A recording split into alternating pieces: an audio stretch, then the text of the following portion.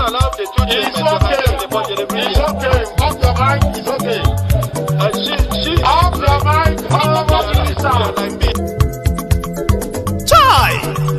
Now wow, people wey suppose talk through to power don't off mic. And if we talk, now 500,000 they go summer us, call them hate speech. But fear not, my ego don't come. Ingo torchlight every corner, nooks and cranny of all these bad people where they spoil our country.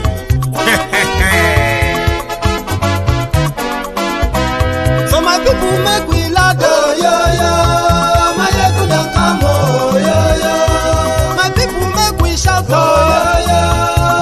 ego don't come, my ego don't come, man of the masses, my ego don't come, my ego diary political, my ego don't come, this one not the off in mind, my ego don't come, and in the touchlight every corner.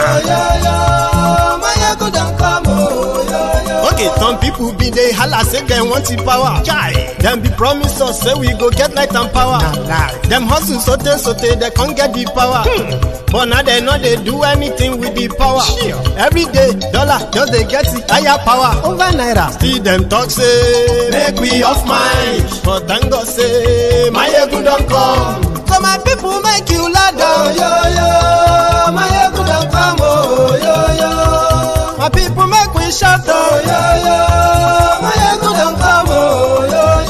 My ego don't come, man of the masses. My ego don't come. My ego diary political. My ego don't come. This one not day off in mind. My ego don't come. Person where they do evil, no one make person talk. Them say that my yegun, that man too they talk. He too they talk. Say my yegun diary, he they hot like pepper. But every day then they take money in bulk. Woman picking, they the street they hawk.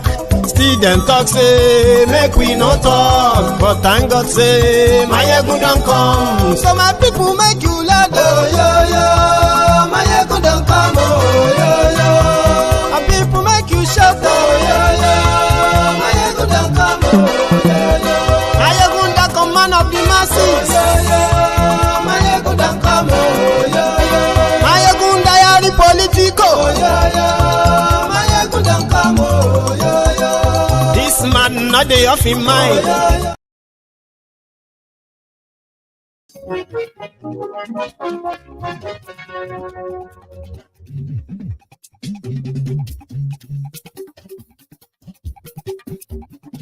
My ego la wamo.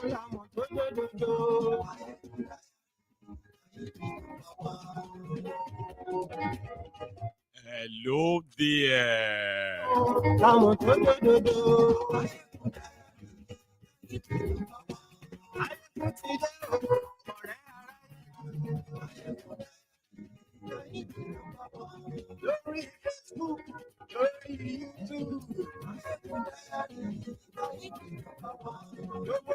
Morning to you, good afternoon to you, and good evening to you from wherever you are watching from. It is Mayegun Live.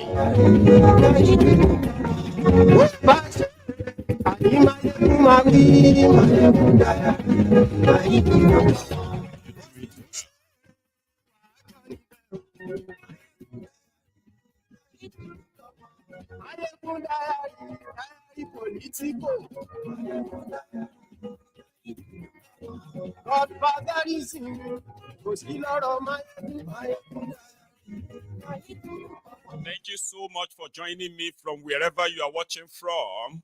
Remember, read the caption of this broadcast, the description of this broadcast. Invite your friends and not so friendly friends, your frenemies, and tell them that Mayegun today, please.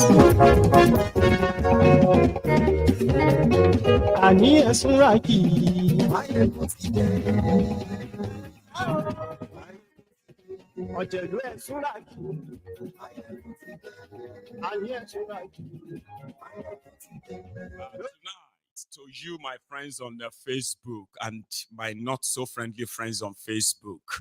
I am beginning to use my backup account, which is the real Mayegun's Diary Political. In case, if you are on Mayegun's Diary Political Facebook right now, and suddenly you just got cut off by Facebook, I advise you to, I kind of advise you to go on to the real Mayegun's Diary Political. The broadcast will probably continue from there. Or join us on YouTube.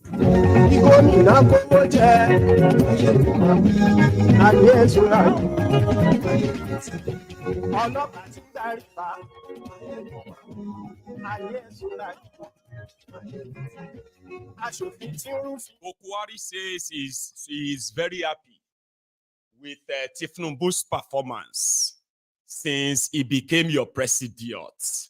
Read about it and listen tomorrow.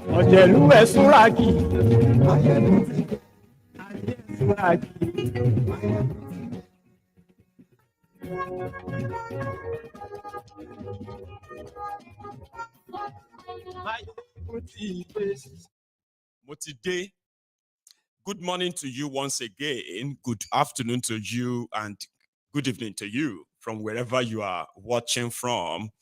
It is Mayegun live. Let me adjust this my screen so that I can look smaller. You can see me very well, right? Please, if you have read the caption of the broadcast, the description of the broadcast, and you have actually shared it, there is a special thanks for you. If you haven't, please do. Yes. Yesterday I was here and I said, we are no longer seeing hunger protests. It seems that after the 2 days warning strike for hunger by the NLC in Nigeria, the people have been left on their own. Go and sort it yourself. Sure you get. Anywhere where you see chop. This is not the moment they will say, may we not eat our enemy's food. This is not that time.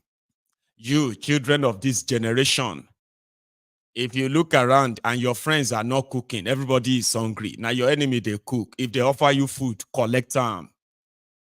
No matter your problem, no matter your situation, right? If you see food, eat. Oh, any problem where you go see, where we say you go see food, you won't be able to eat. That is even more than whatever you think you are going through. Oh.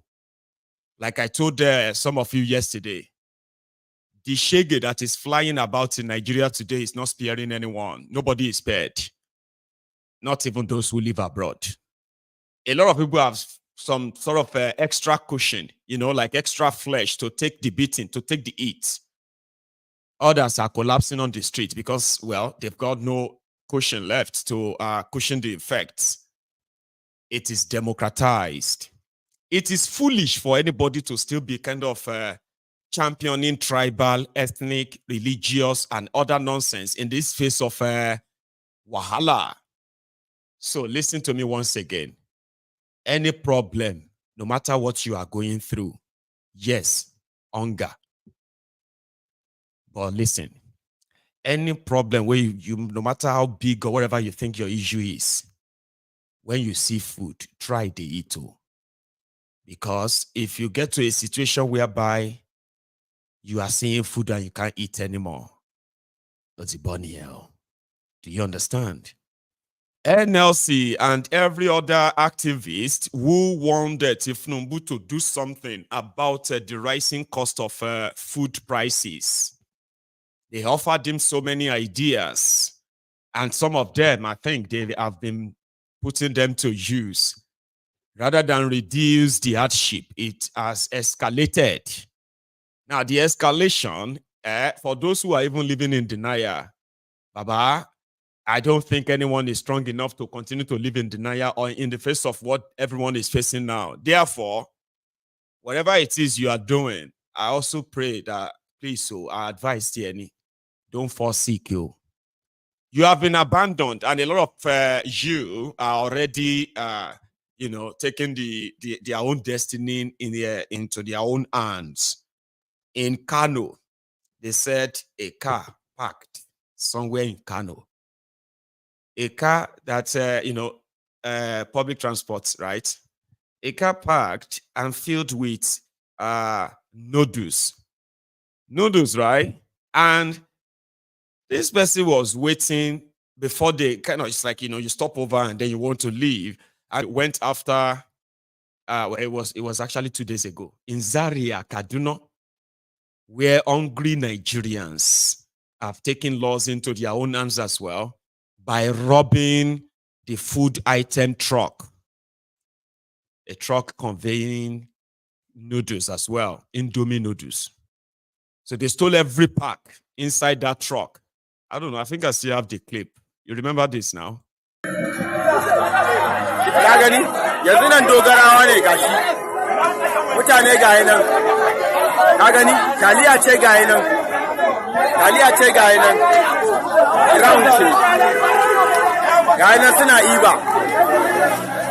Ka gani, da yawan mutane ba musulmai bane. Da yawan mutane ka gani, musuluncin na ƙarya ne. Eh! Allah ya dare, Allah ya dare. Dai. Ka gani, sallan juma'a aka sako amma ga nan mutane fashi suke yi gashi nan. Musuluncin ya zama na ƙarya, ka gani? Ka gani? Ba imani, ka gani? Ka gani? Gayi nan. Nan dogarawa ne, Zaria, Kaduna State. Gayi nan highway. They emptied. You see that truck? That was them the moment they hijacked it.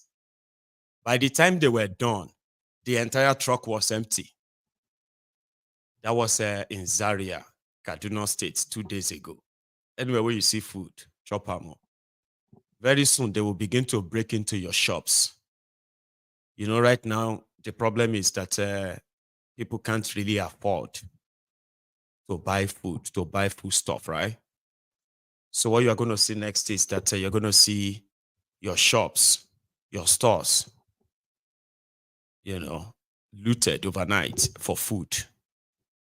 While I was on my way to the studio this evening, right, I saw this news on News Gazette or so. And it was supposed to be, it was in fact confusing at first, right? But let me explain it to you. A young boy was sent to go and buy moi moi. That is the boy blended beans. Abina, no be moi moi be that. What do you call moi moi in English? Anyway, shy moi moi. And the young boy never came back home. And later in the evening, the family who have in the afternoon, they've reported him missing. They reported him missing to the police in the area that they couldn't find their boy. Then in the evening, the police now called. So the police that called, they are not calling that they found a missing boy. They were calling that they have arrested a 12-year-old boy caught, for theft. So what happened? They said the young boy stole 2 bags of rice. But they can't see the bag of rice because, according to the boy, he was kidnapped on his way to go and buy moi moi in Lagos, Yanopaja.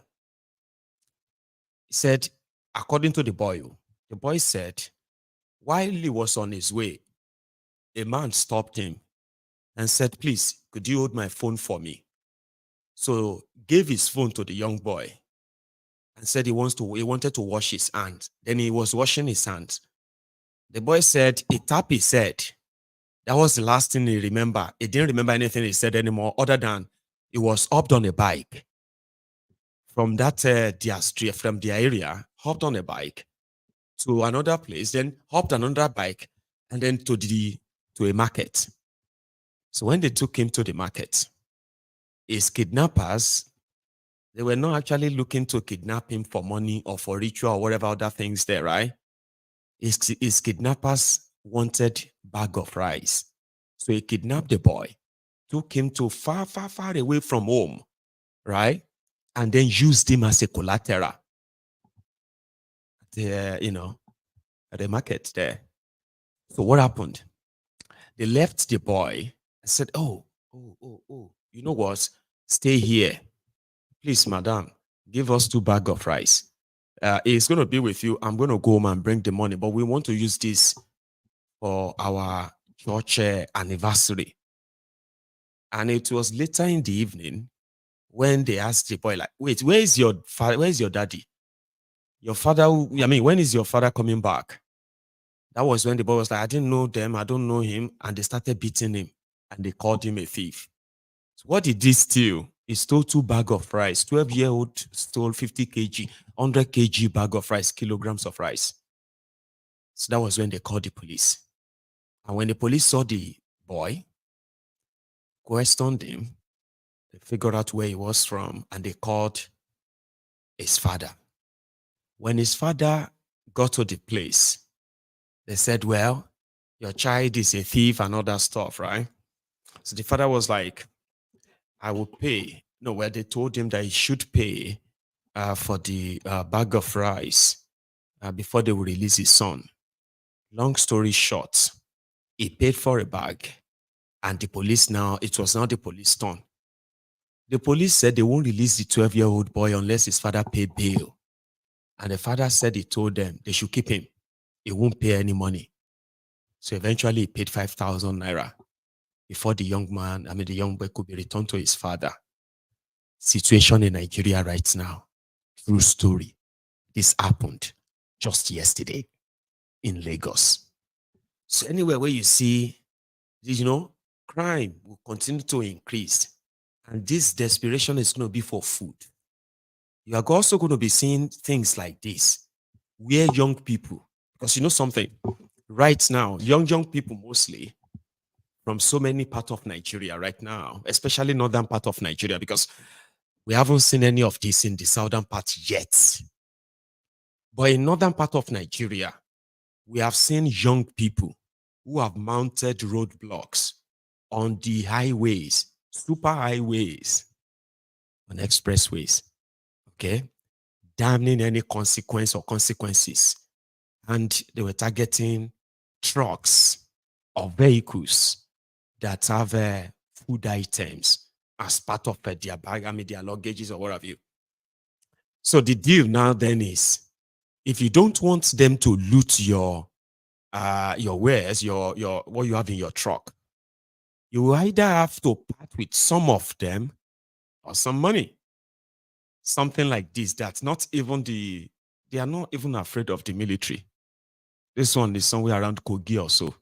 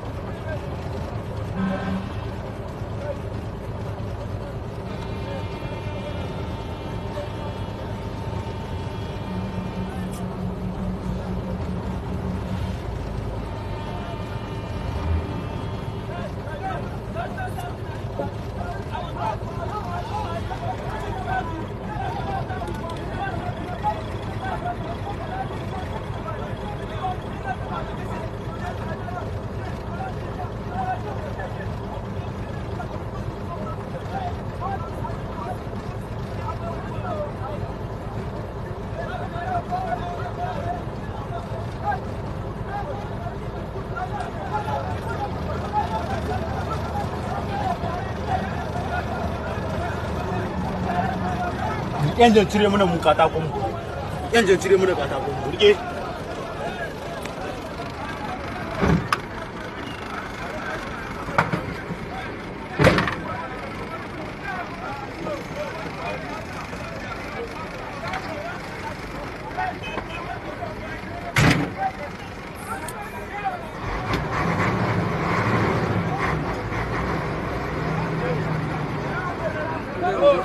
Cire mana da Allah.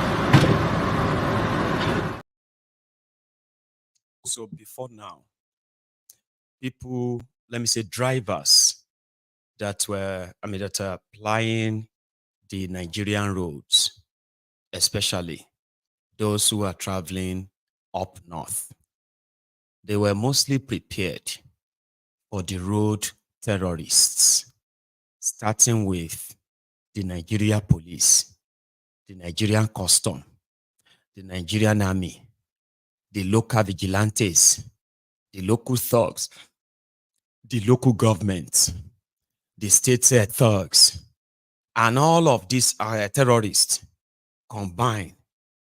These drivers still have to deal with Fulani terrorists called bandits, Kanuri terrorists called Boko Haram, the ISWAP 1, ISWAP 2, ISIL, and so many other terrorists operating in that axis. Now, these drivers will have to deal with hungry Nigerians too. Because sometimes when they stop you, you might think they are kidnappers. Please, please, please. No, you get food. What? Babu, I mean, Ahmed did that. No, okay. Babu Abinshi. Yes. There is rice and dodo and some fresh water in that cooler. They say, okay. Yeah, bring it. They are taking that from you. Nobody will probably be able to take you for ransom per se, just for food. Hungry Nigerians. That is a national threat. Okay? And just like I said, anywhere they hear that there is food, there are teeming, hungry Nigerians that are becoming desperate day by day. And the architect of this unfortunate experience, Bokohari Muhammadu, the lifeless mannequin, said he is so proud of what Thiefnubu is doing to you. You have not seen anything yet. In his voice, Fellow Nigerians, you remember that one? This is just the beginning. So he said Thiefnubu is doing well, but I'm coming back to that. Bokohari, fellow Nigerians, this is just the beginning. Fellow Nigerians, this is just the beginning. The architect, Bokohari, I'm coming back to that. So, these hungry, starving, desperate Nigerians are becoming desperate and desperate day by day. If they hear that there is food anywhere, anything, even expired, they will invade. So what they did in Abuja today was to invade a warehouse. They didn't give a damn about whoever was the owner. They said it is the Ministry of Agriculture warehouse. But initially, the breaking news was that it's the National Emergency Management Authority, the agency, NEMA. And they stockpile food somewhere. People didn't have a clue what is it all about. Is it food? They don't mix them with chemical or what? No. Food they inside that place. This is what happened. This is the warehouse in Bokohari, Tasha. People are hungry. This is the warehouse. So you have a clearer or something, no, not clearer, something more detailed, okay, of what happened in that place. Take a look at this one.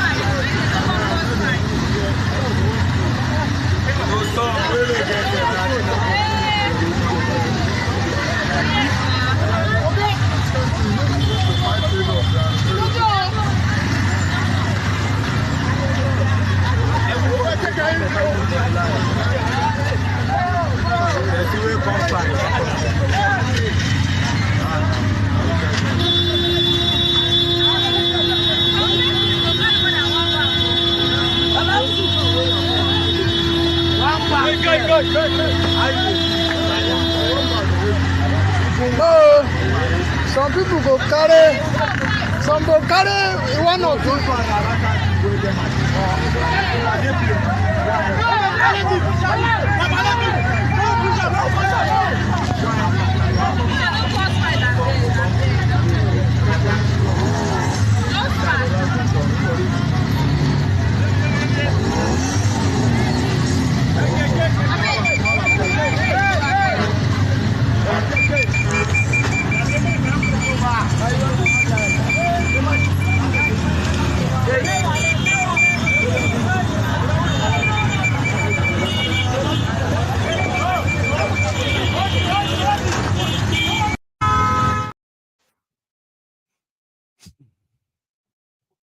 That is the situation now.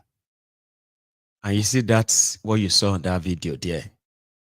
It's coming to the warehouse next to you very soon. You understand what I mean, right? Now here I go there. Okay? When they will send me the evidence, you cannot hide hunger because you are not you when you are hungry. People have been dipped into economic ruins.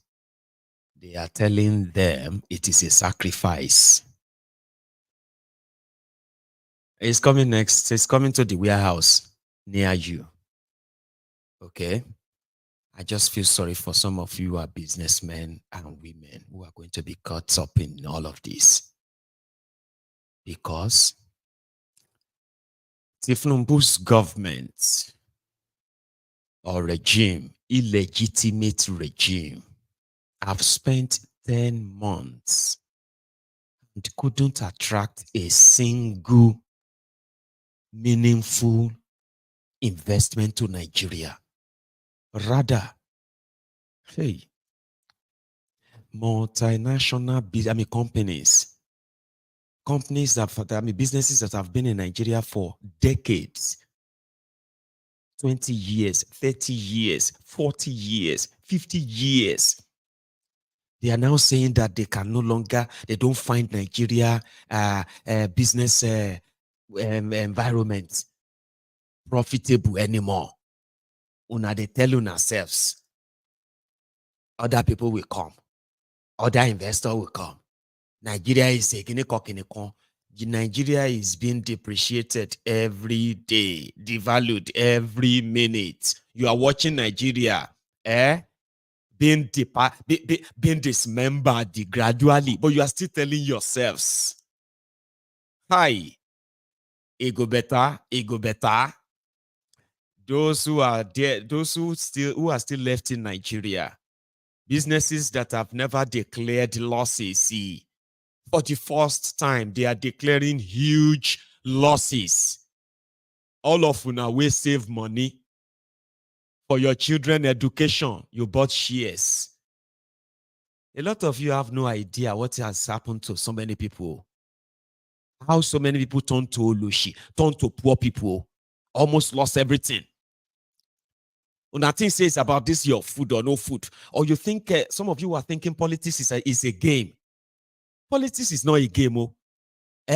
Now your life, you take gamble. So, Baba, people bought shares. There are some of you, if you are younger watching me right now, your parents who saved money by buying different shares then, hoping that in 10 years, in 20 years, it will be enough to fund your education or put away for retirement. Go and ask how all of those shares are going up in smokes now. They are going up in smoke. Somebody said they bought share of 1 million naira 18 years ago, hoping that when his daughter turned 18, the interest on that shares, right, would have yielded so much, enough to, it's like saving away for your future, what have you. They say when they send the latest value of his share to him, 11,000 naira, it's pretty much like dead. In fact, they said the most of the companies have liquidated and pack up. All of this are happening codedly inside Nigeria. The last 10 months, you have not had a single major investor because Thiefnubu no get legitimacy. How do I explain this to anybody who should know this? When you don't have legitimacy, nobody wants to deal with you in the real sense of it. It is like carrying, infectious disease. Disease that if it is not well cared for, treated, you are going to infect other people. Sorry, 1 second. You will infect, so people are going to treat you like you are a contagion. Nobody wants to touch you. Thiefnubu, Shittyman, the world knows them. Then when you now take a look at all of the rogues that he has been appointing here and there, they have been looting left, right, and center, front, back, up, down. And you are waiting for something to happen. I mean, how did you actually expect that to really play out? By praying? That's ridiculous. Okay? We can, no, come on, please. Thiefnubu has no legitimacy. It is a problem. And that is why he is now being friends and his advisors on economy, on security. They are the same criminals who wrecked Nigeria. They are now the ones advising him. And you are seeing all of that. Where exactly do you think that's better, whatever it is, going to come from? The world knows them. This Qatar, they told him, Alaye, no come. Don't come and infect us with your disease, corruption, nepotism, incompetency, especially the criminal enterprise which Nigeria has become is a stain. Nobody really want to bring in their money there. How many times do we need to tell you? Nobody is bringing anything. Thiefnubu can continue to do photo op in all of this. So Thiefnubu is in Qatar, where he was not invited. He forced himself, brought all of these other rogues with him. People that are trying to implement, people who said they are implementing Oronsaye's report. Thiefnubu went to Qatar in all this your suffering. He went to Qatar to go and tour the museum. Ayemanikao. You see that one with the red arrow? That is Musawa. That is the lady that was supposed to be doing NYSC. But because in Papa, her father was one of those Islamic clerics from northern Nigeria that also deceived their people with Muslim tickets. So to compensate her father, this girl, who should actually be serving in one primary school in Daura, serving Nigeria. Anyway, she's serving Nigeria here too. So she is the one who took the slot, the political appointment, the compensation for her father. But she's living the life. They were touring museums. Where are the Qataris who brought them? Who are those who invited them? See those who left Nigeria, all of them we will know. You know all of them, Nabi. At least you know some of them. The guy in the middle, that is the guy, the head of Qatari Museum. sí Thiefnubu bó ṣe ń rẹ́rìn torí Ọlọ́run. Do you have an idea? There are people caught, people say caught what this lady is actually like, oh, molomo. Hey, she dey carry bag wey worth Hermes. Abi na Hermes, abi wetin they call this bag? Hermes that they say cost 133,000 euro. Oh, sorry, 116,000 euro. Now, how much that bag cost? Oh?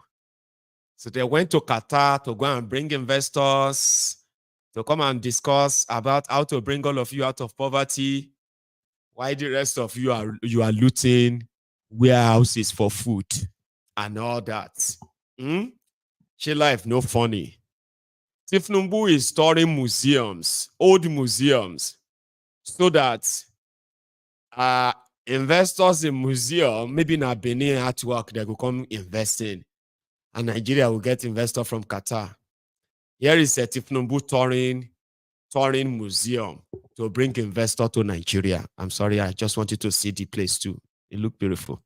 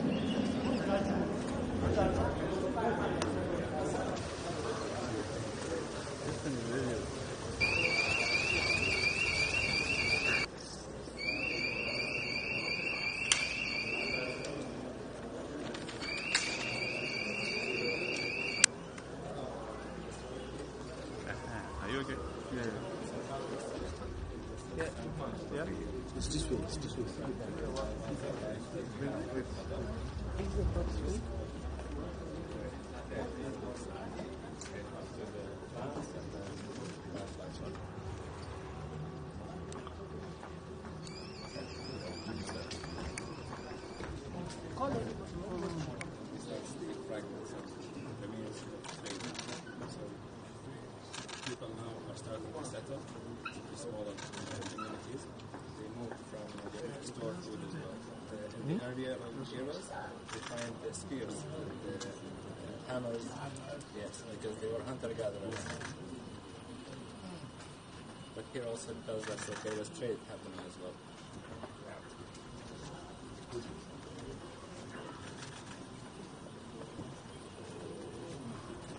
Pearls, and exporting the pearls, and they were importing.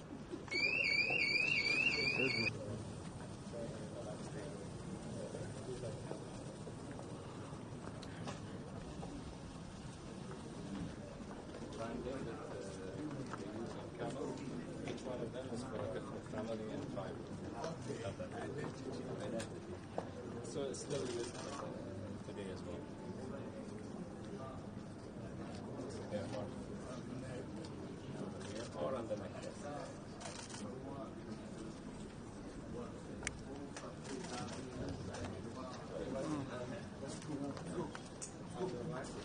I'll show you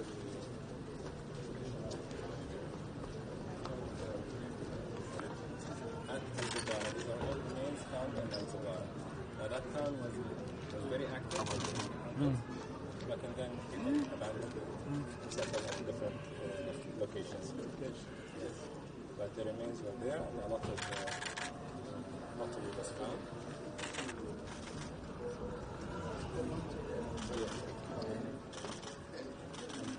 Just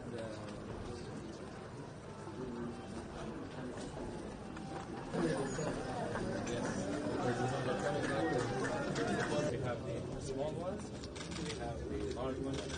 The most perfect one is on the top right. disclose Aldana. So it's the name of Aldana comes from the verb.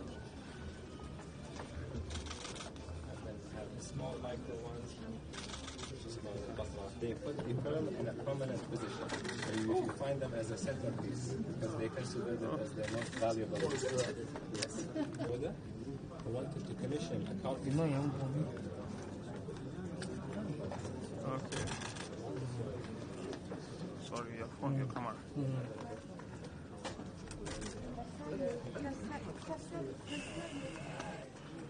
1.5 million.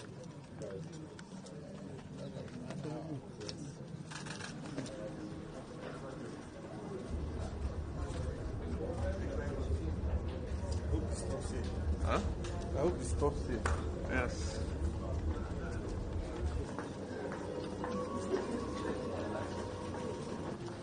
Sir?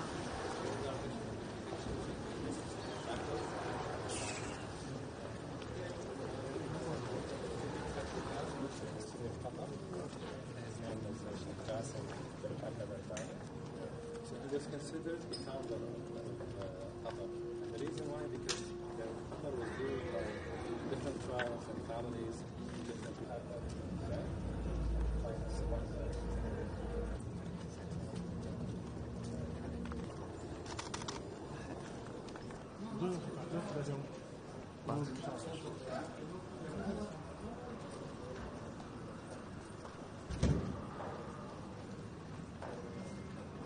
Yeah.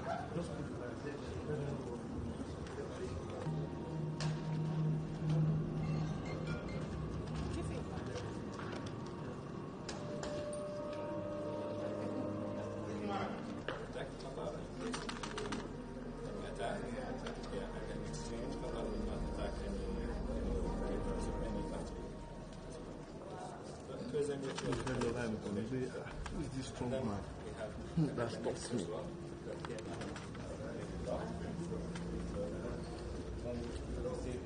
Japanese inventor, he's the one who grow faster than robot, and they achieve a the natural ones, there was no that's why we have and the population dropped to only 25,000.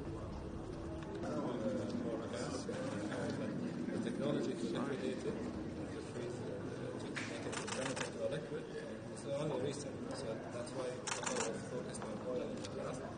They never knew what to do with the gas. Because it was considered a waste product actually. Yeah.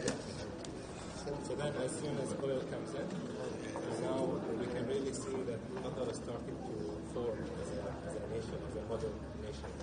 So you have certain industries start to form as well. And then the first export, as you mentioned, 1949. Is that not what you get when you go to the museum? Have you ever been to the museum? Yeah, that's what you get. You get the tour guide who is going to be telling you the history of every artifact you see. Oh, this one is from the 1420 AD. This one is from 5 AD. This is the sword used by Ibn Mutalab al-Kabiru in 65 AD. He used that to rescue 200 people who were trapped by surprise goats, because that was the first time they saw goats. And they were like, oh, what demon is this? So this is the sword he used.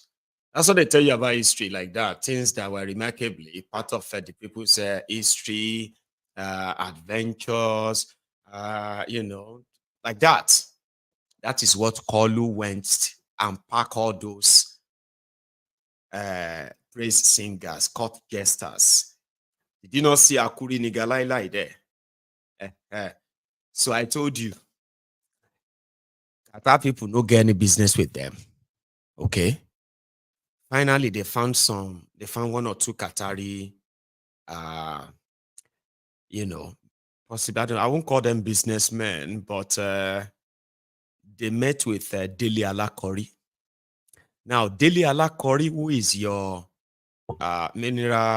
Minister for Mineral Resources, Abinko. So Dele Alakori, who was just on vacation with Thiefnubu, now told the people he met that I am the minister for mineral resources Nigeria. We have so many minerals and Fantas, we have so many minerals, so many mineral resources like Fanta, Coke, Sprite, Mirinda and all that. I don't have the data here. So I can bring the data to you later. When I come next time, I can tell you, you can make a lot of money in Nigeria. I promise you. Okay? You just come to Abuja. Okay? I'll show you everywhere you can go. And see, I am only trying to make it sound lighter. Okay? That's exactly what he told them. He said he will bring back the data for all the Nigeria's mineral resources that Qatar can invest in. Oya kilewa lo shen Qatar. Qatar. Why did they take you to Qatar? If you have nothing to offer them right there, anyway, go and read it. It is right there in the news. So what they usually do is that nobody have their time. Okay, they can put some Arabs inside the room. Okay, put some scarf on their head and all of that, make them look like they are Qatarian business people or government. They don't tell Thiefnubu, say they no get time. It's a busy time for them. So after going to museum, Thiefnubu and the people that they traveled and left Nigeria together, remember that Sonwoiku, Zulum, what's the other one from Kaduna? Something, right? The one, it took 3 governors, took their aides with him, okay, to that place. But in Lagos, the same people, they were on the tarmac, sending him bye-bye, goodbye, Mr. President. He shook them. Somewhere, everybody was on the queue, remember? He shook them, and he entered the aircraft. You think he's saying bye-bye, goodbye.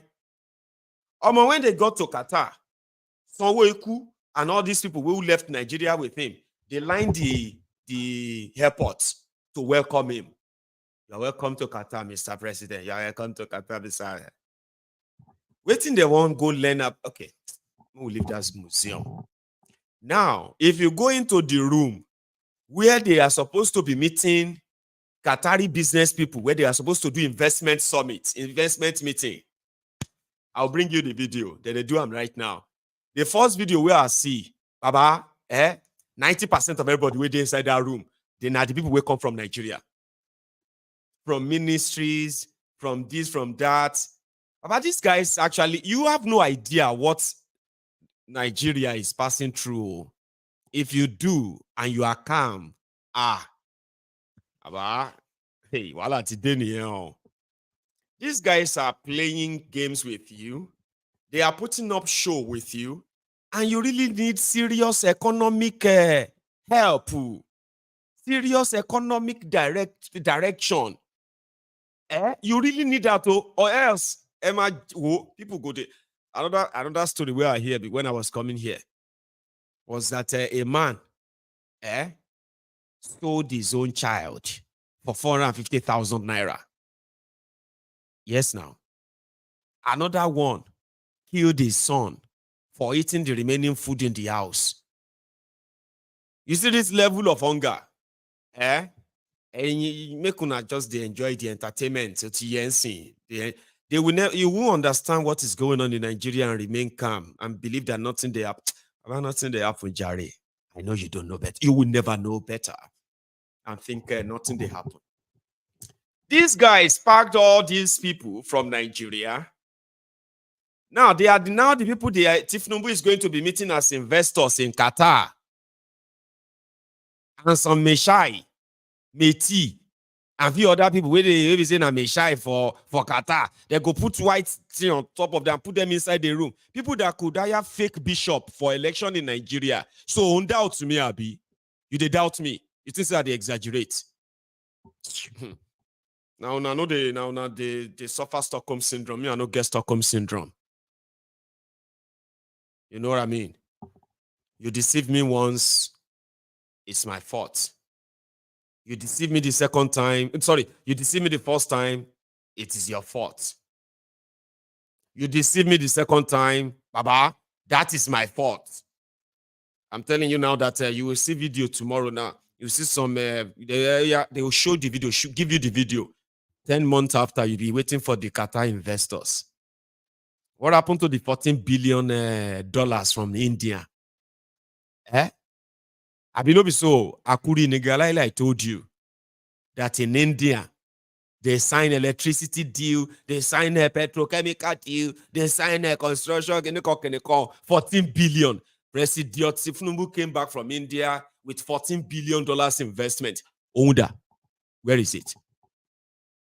If I ask you now, oh yeah, Omasodi Jani. That's the problem. If I ask them now, Omasodi, they go turn them to fight. Question you, where is that 14 billion from India? What about the one, the Microsoft CEO, Apple CEO, Twitter CEO, Elon Musk? All the people that are begging to see Thiefnubu if he comes to America. And he went to America. And then you came back, you said, American investors, they were rushing Thiefnubu. Americans were begging to see that. Abba. They put up the show. But after then, our American investors, yeah, that was not supposed to cause a fight too. We're not supposed to fight over that one. Can you tell me those American investors? Dubai visa leave, Tishi Wambel. I know they get shame. Student loan. February 21, student loan will become active. Where is student loan? You can't even go online and say, I want to go. Let me go online, www.nigeriagovernmentstudentloan.com, so I can go and read the latest updates, so that we can know what is going on. Have you seen anywhere where they said they are having any office set up? Have you seen them doing any recruitment for the staffs that are going to handle all those requests? Have you seen any? And they believe that once they keep telling you that, anybody who asks questions must be an enemy that doesn't want that to happen. Not these criminals that are putting up all this show for you. They are playing with your lives, the lives of your children. Some of you in the house that they feed you, they still feed you for house because they are still feeding you at home. You have no full idea what it is out there. And therefore, okay, you can continue to help them propagate the fraud. Consume. Promise you. So today, people have become poorer than they can imagine. And it is not by most of these people they're choosing. It is either by your own action or inaction. Inaction in the sense that since it no concern you, it no concern you, it don't concern everybody now. Here you get. So they went to, it was there. And then, like I said, the same people they left Nigeria with, they will be talking to themselves inside the room. They will be clapping for themselves inside the room. Then they will draft what they are going to tell Nigerians and say, yes, it was a success. We were everywhere. Tomorrow now, Thiefnubu is going to present a cup. This will not be UFO. This will not be World Cup. It's not tennis ATP Abuja review. It's nothing to do with it. I don't even know what it is. So they have to put that as part of what Thiefnubu will do in Qatar. Present a trophy to somebody who wants something in that Arab countries. And therefore, the person is now touring. Now they have said, okay, sure, you want something to do. Oh yeah, come and present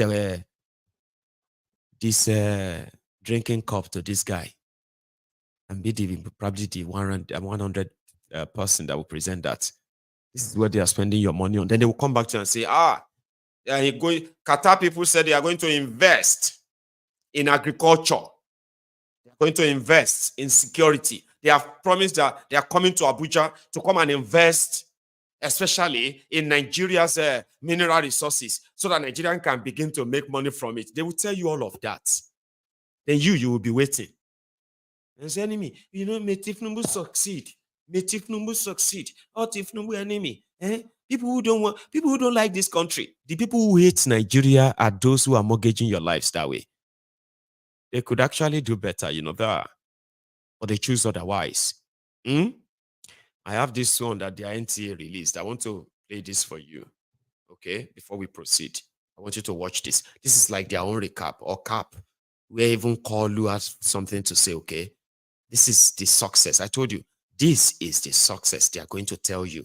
At least you saw them, at least you saw them inside that place where the tour guide was showing them all the skeleton, all of the dinosaur, all the, those things, eh?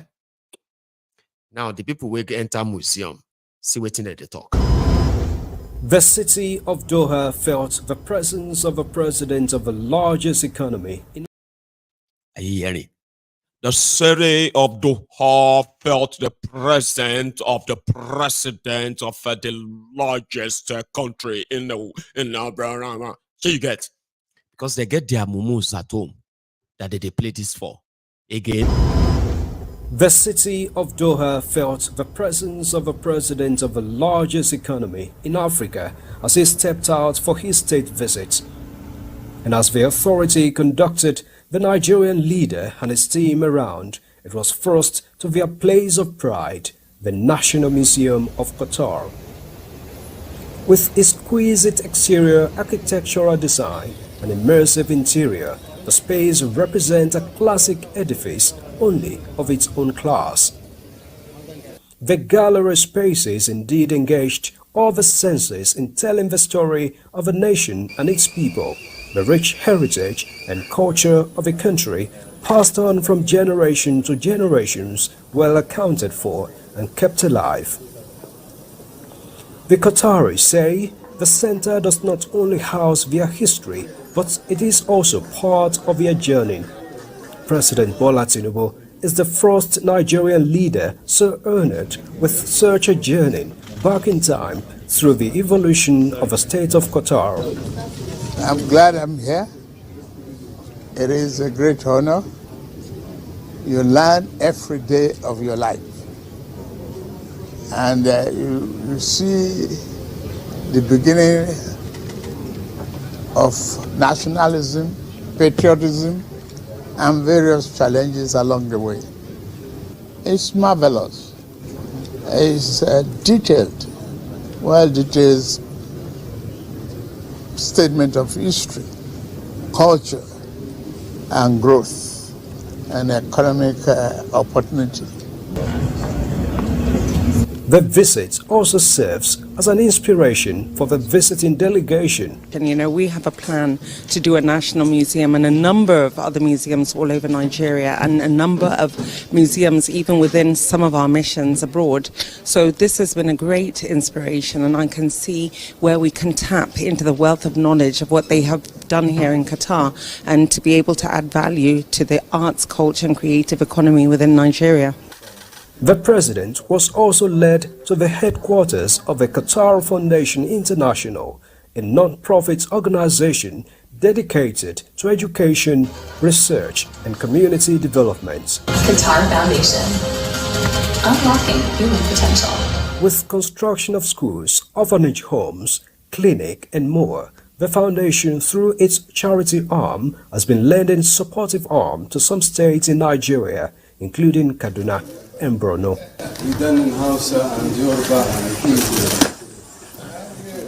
I think the presence of the President of Nigeria will push forward the Qatari Foundation to broaden their support to Nigeria, especially in the areas of education, health, as well as community development, most especially in the areas of research. The delegation see a future of a wider collaboration in knowledge sharing between the two nations. From Doha, Musbah and Wahab, NT. I will tell you, that is the package that they have streamed to their Nigeria audience. Thiefnubu went to Qatar National Museum, and the city of Doha felt the presence of the president of the largest economy in Africa. These guys are still telling Nigerians that they are the largest economy in Africa. The same economy that has been debased and reduced from $500 billion economy in 2015 to what is now a paltry $360 billion economy. South Africa, they manufacture plane. South Africa, they manufacture weapons that are being supplied and sold all over the world. Waiting exactly be the largest economy of Nigeria. Just the same way. Anytime we tell them that, can we please count ourselves so that we can actually be sure that now 200 million mumu dey inside this contraption. True. Now wahala go start. There is no true there's no true data in Nigeria. You know that. Most of those things were just bragging that somehow we just grew up to believe. And today we are asking for them. Where are those things? Because they never existed. It's all fraud or lies. Anyway, Thiefnubu is the first Nigerian leader to enter Qatar National Museum. Wow, what an honor. Honor gidi, honorable. The honor of having the first, of being the first Nigeria president to enter Qatar's National Museum. What an achievement. And you see that Musawa, that lady. She said, well, she's the Minister of Culture. So they have plans of building museums. Don't be surprised, though. Don't be so. If to say we can follow them, I won't be surprised if you begin to see they will say Nigeria National Museum, Abuja. They need to renovate it. Okay, 450 billion naira, so that it can look bigger and better than the one Thiefnubu saw in Qatar. And they will say this is going to help the Nigeria national growth. It's going to help Nigeria. It's going to tell Nigeria national blah blah blah blah blah. Una go see they carry your bowl, Bambi ala bowl. Asking the rest of the world. Did you hear that one from the Sharia borough? No, that is the Zulumo. That is the headquarters of the Nigerian Bambi ala the Alimajiri. Baba, that guy is the governor of a state where half of the state is no longer part of Nigeria. It's being controlled by terrorists. Local government areas in Borno State, out of 27, how many local governments there? Now only just about 11 remain under Nigeria. 16 local government to 17 local governments are completely overrun by terrorists. They don't even do election there anymore. Here you get, they just do the whole election inside Maiduguri, the state capital. They know they do election, they just write names anyway. This guy, once he get paid the money every month, he will just order the guys where they supply rice, beans, and all of that, ororo and all that. And they will supply the bags and all of that, right? And they will share food to everybody. The rest of the money, nobody they ask. No, nobody they ask. He is so used to that, what do you call it, being handed fish. And that is why Qatar Foundation, that has possibly been helping them, according to him, giving them food and education. I don't know. So that Thiefnubu was inside their foundation building in Qatar. That's going to help us. So now if we tell them now that Nigeria, come on, these are the people who are planning for how they are going to make your Nigeria better. Now let's remove all those where they talk there. Now here is a Koolu Thiefnubu, where they are asking that, okay, how about this whole thing? I want you to listen. He also told them, he said, I have told the people they have shown me that they are Qataris. I have told them that if you come and invest in Nigeria, if anybody asks you for bribe, come and tell me. I will deal with them myself. That's another talk. Koolu. Yeah. It's marvelous. It's detailed, well-detailed statement of history, culture, and growth, and economic opportunity. And it is great to document this kind of culture from beginning of history, the beginning of civilization, the collaboration, the challenges, and the perseverance of leadership. Excellency, Nigeria also has similar background like this. How do you reconcile that of Nigeria? Well, we still have a long way to go. That's all I need to say. Thank you very much. For now. Thank you very much, Excellency. I'm glad I'm here. It is a great honor. You learn every day of your life. And you see the beginning of nationalism, patriotism, and various challenges along the way. You learn as you go on. Thank you very much. Hey, Matrusa. It's marvelous. Nuisance Lele. Nuisance Lele. He don't tire. He has his usual line. Like Bokohari, he himself, he has his usual line. Every time you want to ask him anything, okay, he will tell you about, it will start talking like things like, yeah, about nation, patriotism, challenges, and I am honored, very, very honored to be here, Very, very happy. That's all I have to say. No ask him too much. It's veda wala lenye. Na wala you go cause. His lines are always like that, you know. And if he wants to talk to those of you who he knows that you are the victims of, you are the evidence of the poverty capital of the world, he will say, your children may be hungry.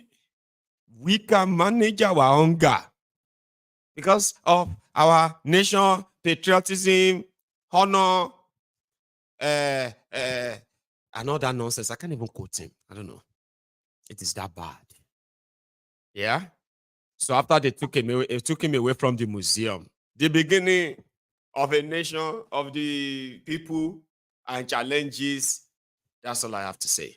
So they took him to the foundation headquarters, Qatar Foundation, and Koolu was also hosted there. I think this is the establishment of soccer nation through building. International excellence. Qatar Foundation. If you have any questions, we're more than happy to answer them.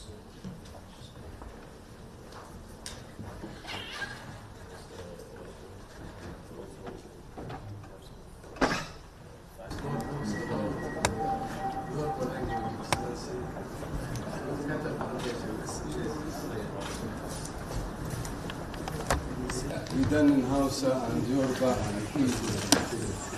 Yes.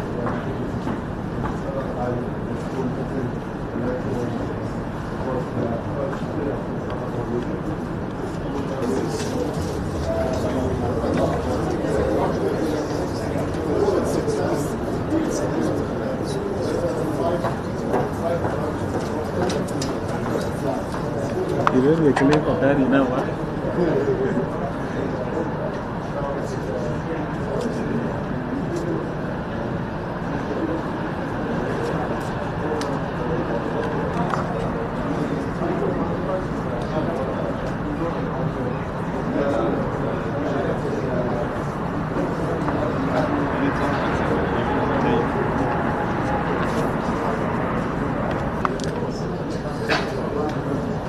Are they coming this side? I don't know. They should.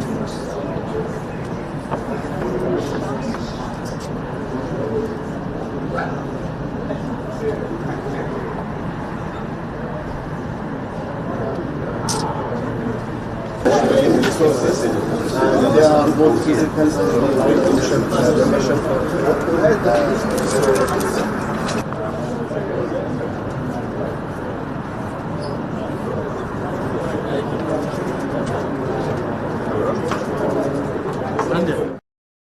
We have to persevere. Some of you you are getting used to some of those lines, Abby. I mean, I don't know how people kind of but it is what it is, they will tell you. All right. So then Thiefnubu was quoted to have said to the Qatari businessmen, in quotes, please, if for any reason there is anybody asking you for bribe, if you want to invest in Nigeria, come and talk to me directly. So what that simply means is that everywhere where Thiefnubu go to, by the way, everywhere he's been to, there is this guilty kind of posture that is not only just the physical one. I think there is also a psychological part of it too. When you kind of feel out of place. Out of place means like, you know, of course, this is who you are supposed to be, right? But that is not who you are. Okay, you are illegitimate.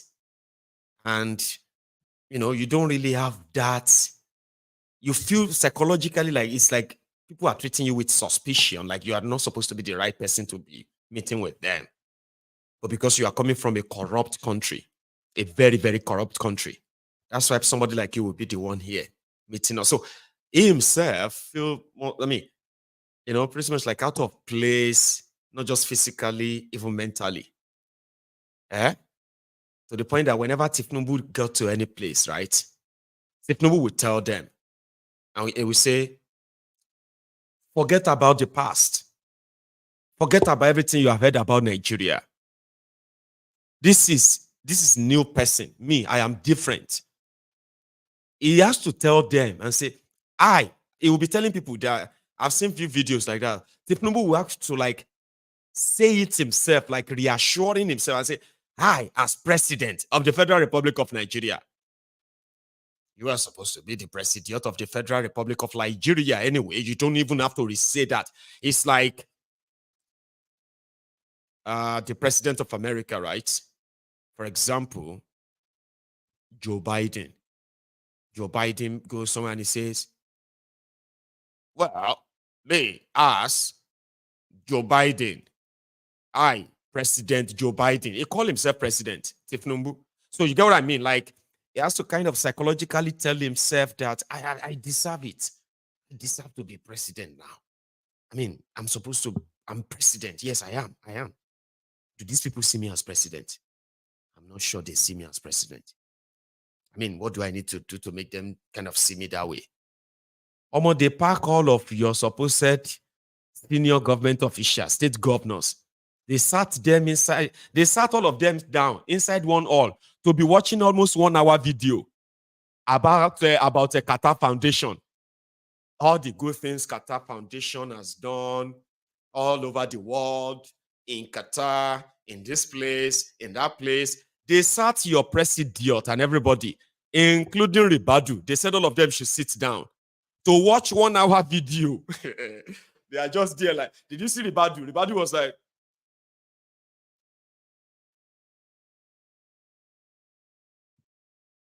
so it's like he always have to reassure himself. It's like Thiefnubu have to reassure himself that I am the president, so you need to see me like that. If I tell you something, I am serious. Then you always want to tell them that I am different. Everything you have heard about Nigeria, all that, forget corruption. Thiefnubu was telling people in Dubai, he was telling people in Dubai in a video, he said, forget corruption. Forget all the news that you are hearing about Nigeria.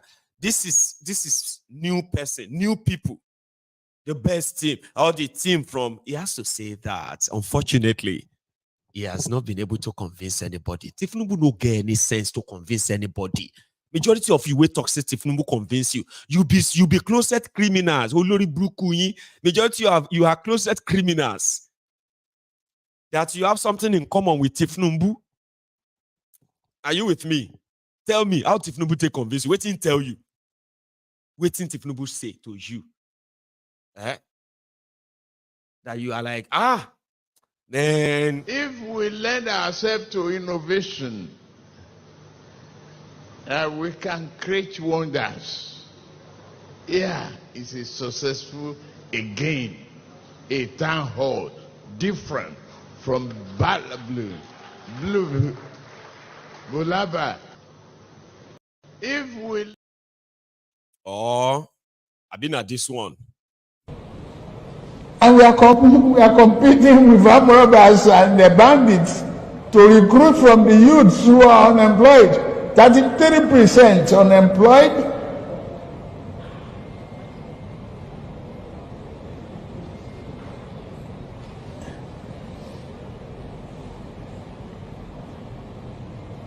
Recruit 50 million youths into the army and the other thing. Take away from their recruitment source. What they will eat? Cassava, agbado, corn in the morning, yam in the afternoon. It's growing here. You create demand and consumption.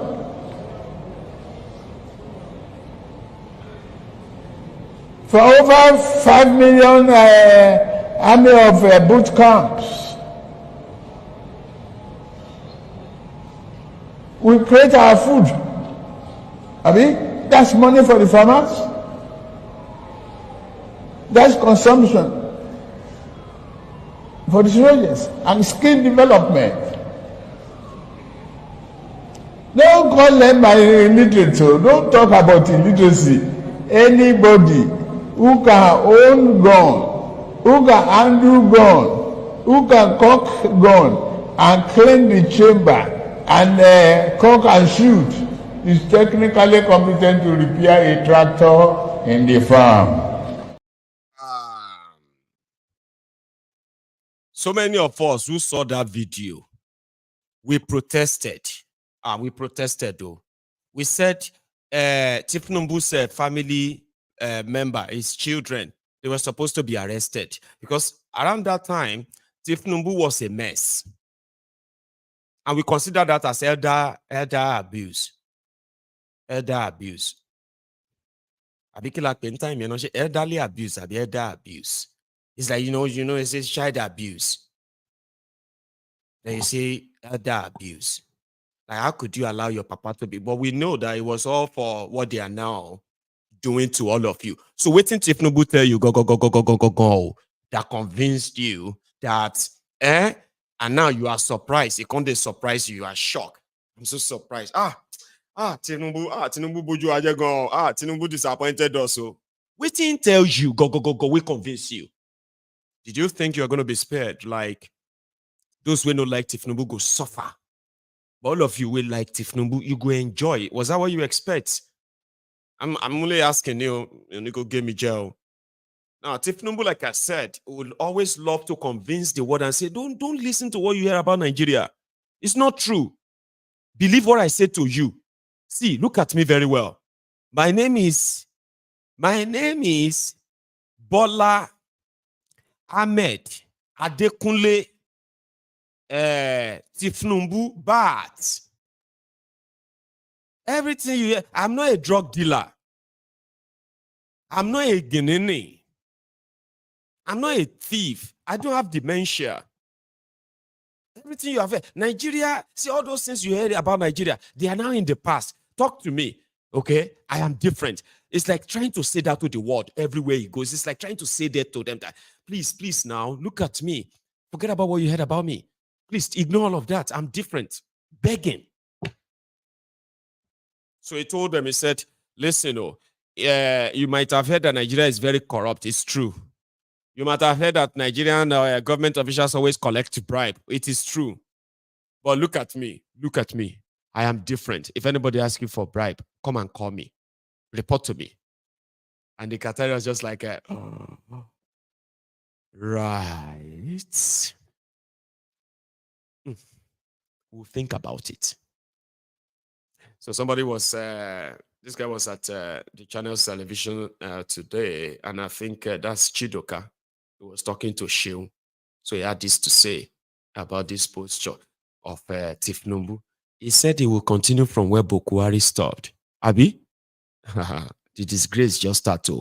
But not like this, we're not going to react. Stifle the investment arrangement that we've made Because it has happened in the Halliburton scandal. We see a lot of scandals in this country where investment drive comes into the country, but it's being stifled by corruption issues. You don't think that it's learned from the past to say, to not allow all of what you have heard in the past to affect your judgment about investing in Nigeria?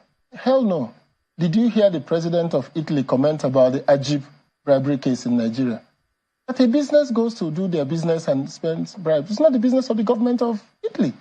It's not the business of the government of Nigeria. The people that are caught doing it should be punished. And we have processes for punishing it. No foreign investor will be happy to know that he needs to talk to the president to be able to reverse an issue of corruption or bribery. Nobody in the world would like to do that. The fact that Halliburton you mentioned was a case. Have you heard any precedent from the country of Halliburton coming out to speak about the Halliburton case? We had the Enron case. Americans went and passed a law and said these are things that we should stop companies from doing going forward. When the banks collapsed, they passed the Sarbanes-Oxley law saying remove investment banking from commercial banking.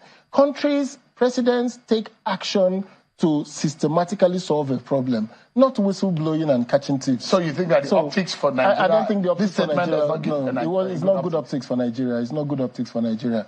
I hope that in future he will not say this again. He should find a way to reverse himself and just say, these are some of the things. I just want to show you that we are on top of the situation. But the truth of the matter is that Nigerian banks are operating around the world. Nigerian banks are operating in the US. UBA has a banking license in the US. GT Bank has a banking license in the UK. Why are you going to make people believe that Nigerians are bribe takers? Why would the president of Nigeria condone that? He shouldn't. Because this is a way of signaling to the world, yes, we are endemically corrupt, or as they said, fantastically corrupt, and I'm here to solve the problem. But that's not what the world wants to hear. They want to hear that when you take a case to judiciary in Nigeria, it will last about 3 months till you get judgment. They don't want to hear that you will spend 9 months in the court, 1-2 years in the court looking for judgment. They don't want to hear that you need to go and see a judge for you to get judgment. They don't want to hear that the police in Nigeria will ask you to bring money to go and investigate. Those are the issues that bother any foreign investor. If you look about the at, president catching the thieves. Yeah, I mean, perhaps the optics for you, you don't think that it sits well for the image of Nigeria globally. There are also the communication of even the president had said it to the Qatari government or leaders in Qatar. Maybe it shouldn't have gotten out of the room. Maybe it shouldn't have been communicated. This should be like a dinner table talk, just saying, if you have any issues, if you have any obstacles, but not the word bribe. It could be obstacles. It may not just be bribe. It may just be obstacles. We have obstacles like the issue of Tinapa that the custom took a strong position against. It wasn't a case of bribery. So some foreign investors come to Nigeria and some stifle. I don't want to sit here and reveal all my strategy. I am the first speaker among the three of us running. So they will spy on me. So you will have a limited answer here today. Another day you can bring me back. Nuisance Lele. Nuisance Lele. So that's Koolu. Like I said, somebody is fighting for, he's looking for legitimacy. Somebody we know today okay up there anymore. Okay? And then those around him want to give him something to make it look like something is happening or what have you. Person no get anything for head. They say maybe they talk for dinner table talk. What is dinner table talk? You can tell these people say dinner table talk to this one. So as something Tinubu ori kada fún àwa Yorùbá la dìbò fún ó di grace Yorùbá ọmọ àlè ni ke so ma ragbi somo ni ó lè ṣe di bẹ̀bẹ̀rẹ̀ mo ba ni ka ọmọ wo ṣe di bẹ̀bẹ̀rẹ̀ ita ipò tá fi sí ká bá ebi pa wa Nigeria gari mo ẹran mo gbogbo àrò jẹjẹ Jagaba Tinubu himself. So as something Tinubu ori kada fún àwa Yorùbá la dìbò fún ó di grace Yorùbá ọmọ àlè ni ke so ma ragbi somo ni ó lè ṣe di bẹ̀bẹ̀rẹ̀. So ó ti dojú ẹ̀ ń sẹ́yìn. Ó ti dojú ẹ̀ ń sẹ́yìn. Ó ti dojú ẹ̀ ń sẹ́yìn. Dojú ẹ̀ ń sẹ́yìn. So yes,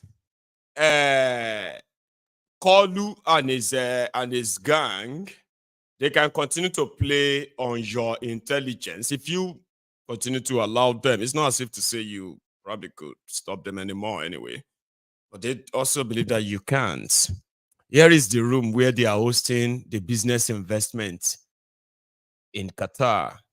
And Akuri Nigalailai, as usual, is the MC. Tinubu, GCFR, Your Excellencies, State Governors here present, Honorable Ministers here present, Chairman, Board of Directors of the Qatar Chamber of Commerce, Honorable Minister of Commerce and Industry of the State of Qatar, distinguished ladies and gentlemen. There is no honorable from the State of Qatar, the Qatar Clinical of Commerce, Chamber of Commerce. They're no dead here. Let me tell you, inside that all, like the fake bishop that they used when they wanted to unveil Shittyman. Now fake Qatar people they inside that place. All those signing, all those nonsense. Oh, now Bobo. Well, I don't want you to believe me. Believe Thiefnubu. GCFR. Did you hear them? All the governor here present, all the board director here present, all the executive here present. Now them they host themselves inside one hotel for Qatar. And Nigerian media, news media who follow them, Gota media, they are there, they are reporting back and saying Thiefnubu is having investment meeting in Qatar. The same Qatar where Egypt went, they don't do all this paparazzi. Now $35 billion investment they got from Qatar. 35 billion. And what they want to invest their money in, where they want to, where that money is going in Egypt, they stated it. We are going investing in this power. We are investing in that agriculture. We are investing in this. We are investing in that. Total investment package Egypt got from Qatar, $35 billion. Is not hidden. If you go online, you will see all of that deal. Everyone involved, you go read them online. Go and read it.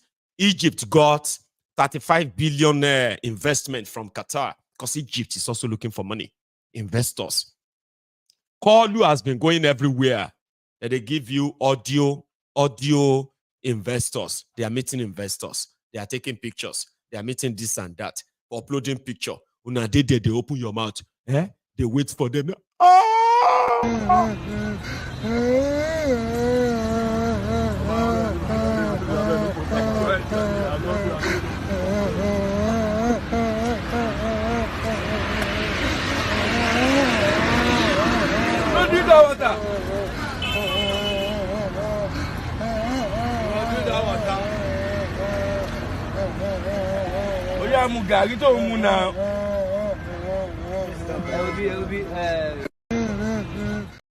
That's the state of some of them. You go to say now, there's that one a drug. But that is the everyday mental sum of so many Nigerians every day. No be drug now, woroko. What do you call a woroko in English? Because now they do now Sabi or some of this English better pass me. I have to be honest. A woroko, that thing will go catch you when hunger hold you. And they come be like say the worm inside you. They are feeding on themselves. Have you ever been so hungry that you go to hear the worm inside you eating themselves? And you go to say, well, may the strongest worm survive. Have you ever been, okay, some of you now go to imagine, you can't even imagine it. All of now, whether they take a car, carry you, go school that time. All of now, maybe, somebody said it's a spasm, right? Is that called spasm? Plenty of word, spasm. I don't know. That spasm sounded easy. That one sounded like something I can handle. Awuroko is stronger. Give me stronger English. CJ. Please check where you found that one from. Check again. Something stronger than spasm. Something to we could be like say omo ikutide. The one we could hold you. We go. They go ask, are you okay? You should not talk. If you talk, that's the end. Ukunie. That kind of that one we go be saying, that kind of one. Onganyo. You understand? That is the state of so many Nigerians waiting on these criminals who are going all over the place, jamboreeing all over the place, taking pictures, putting up false hope for you. And then when you ask them, how far? How far now? Even the Siemens deal where he went to Germany to sign. You remember that Siemens? I told you that time. They said he was meeting German chancellor. They wanted to discuss investment in power in Nigeria. I came here, I said it's a lie. The German chancellor traveled to Nigeria because Bokohari would not meet with him. 14,000 Nigerians are waiting to be deported from Germany. 14,000. Bokohari said he won't allow his government is not going to sign their deportation. There's no place for them in Nigeria. Germany should manage them. He was avoiding this guy. Thiefnubu came. These wearies, they quickly came together and said, Thiefnubu is going to meet with German chancellor.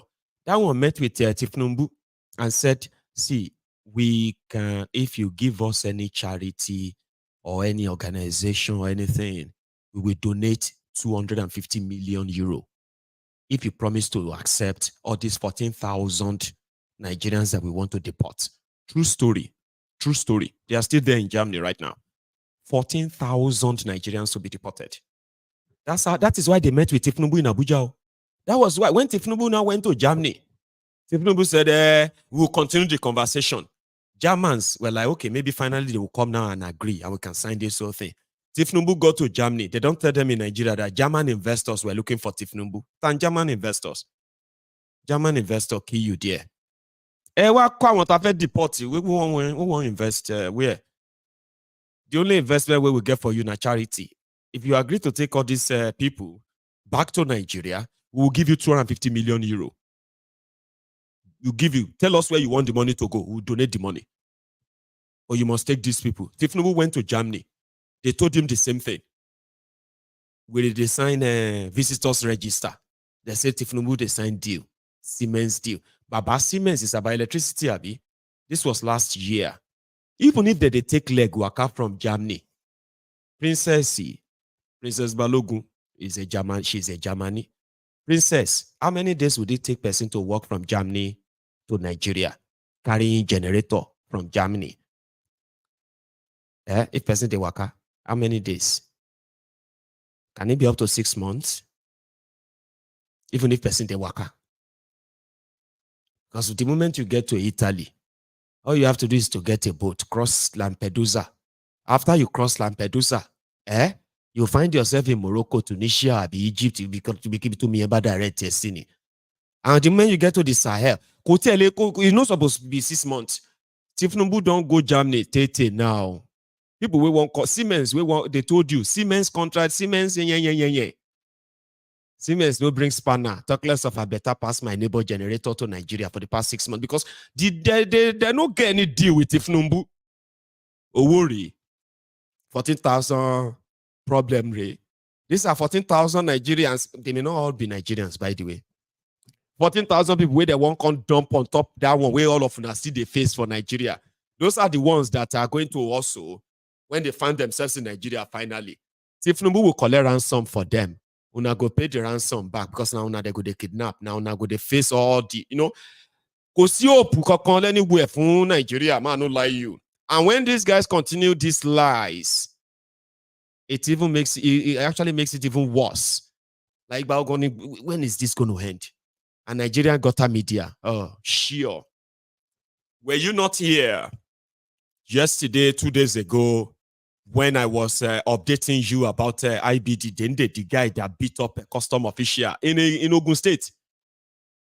Where custom official, they say, Kinimoshe, what did I do? What did I do? He said he's threatening to kill me.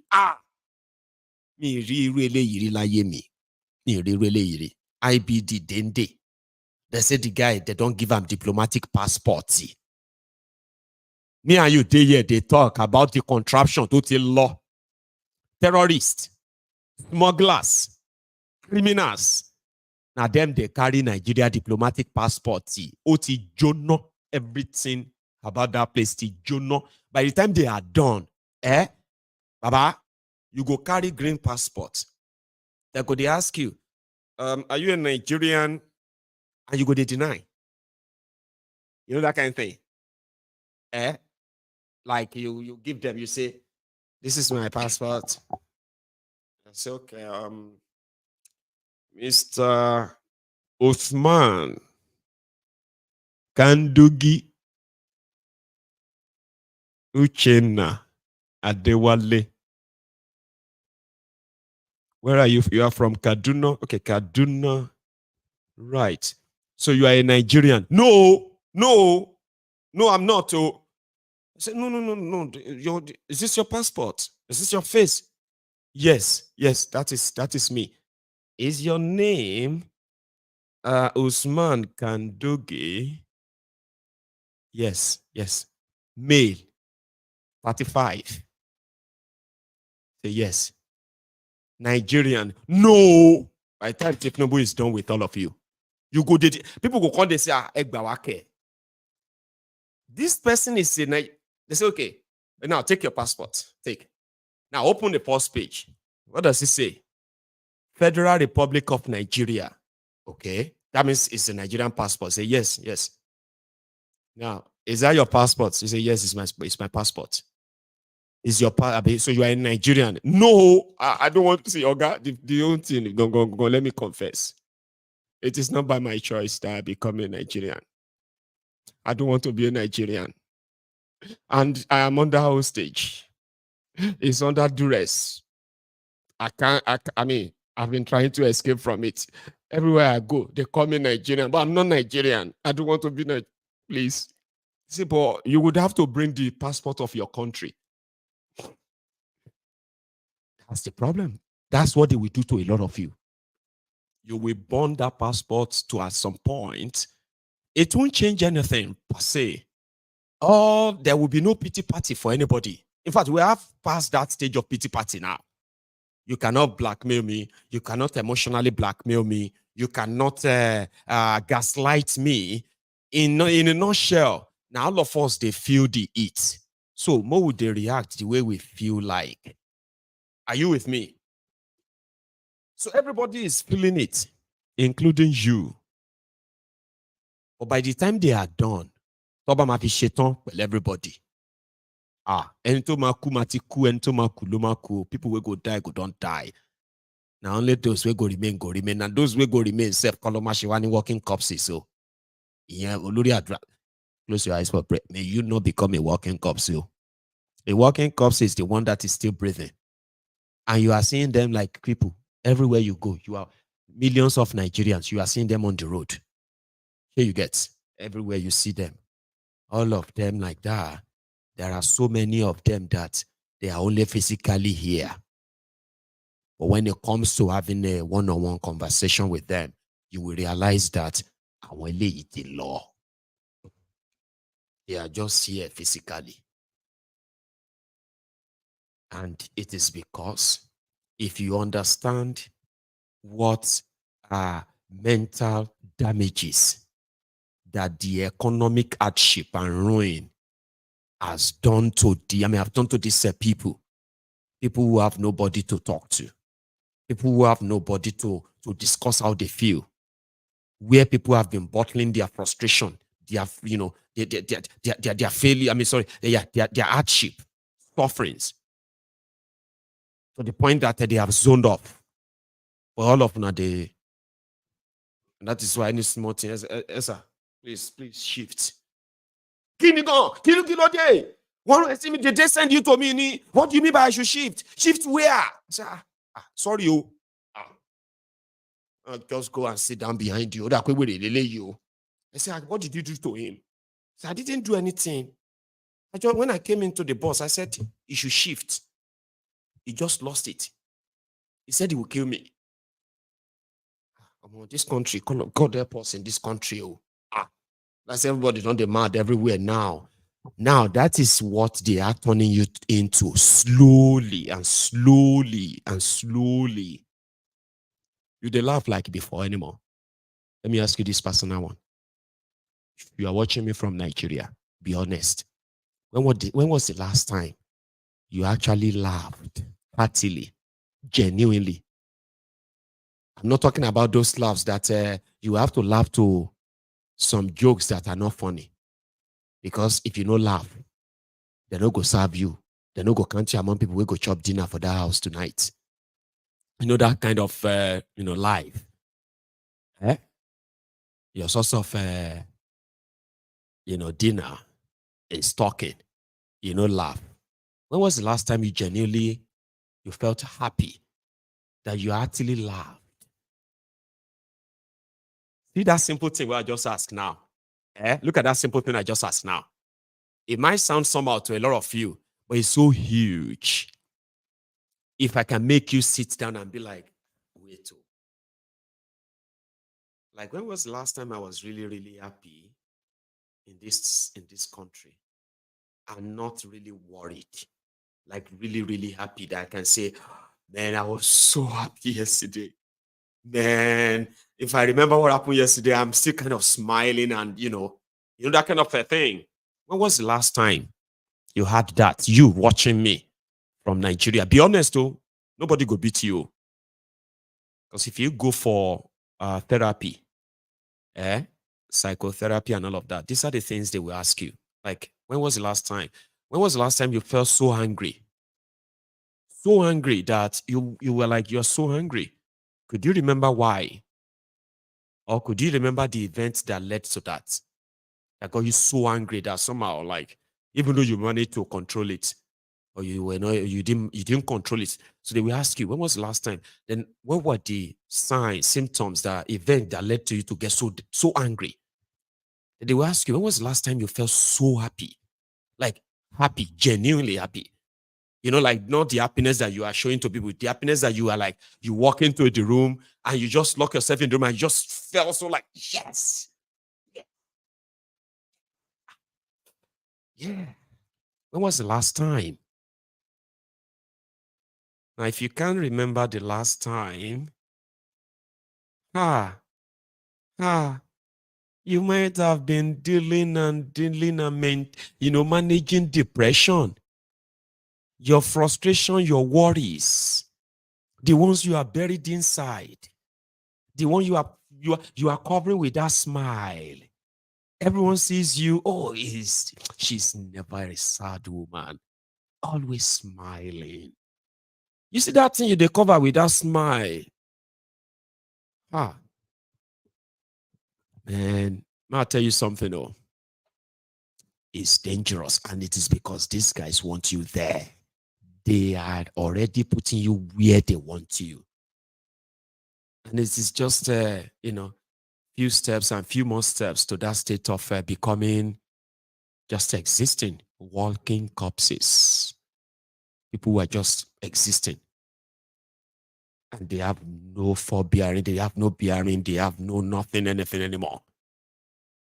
They've lost it all. That's what Nigeria is doing to you gradually, by making you believe that something is going to happen, something is coming up. Nothing is coming up. Nothing. It's going to get worse. I mean, worse. And since the attitude of better pass my neighbor, is the motivating factor for some of you. If I can get my own children to eat it twice a day, there are children who are not having any food at all. We thank God. We better pass our neighbor. If we can buy a bag of rice, if I can pay the school fees of my children, I will continue to thank God, because I better pass some people. Here you get.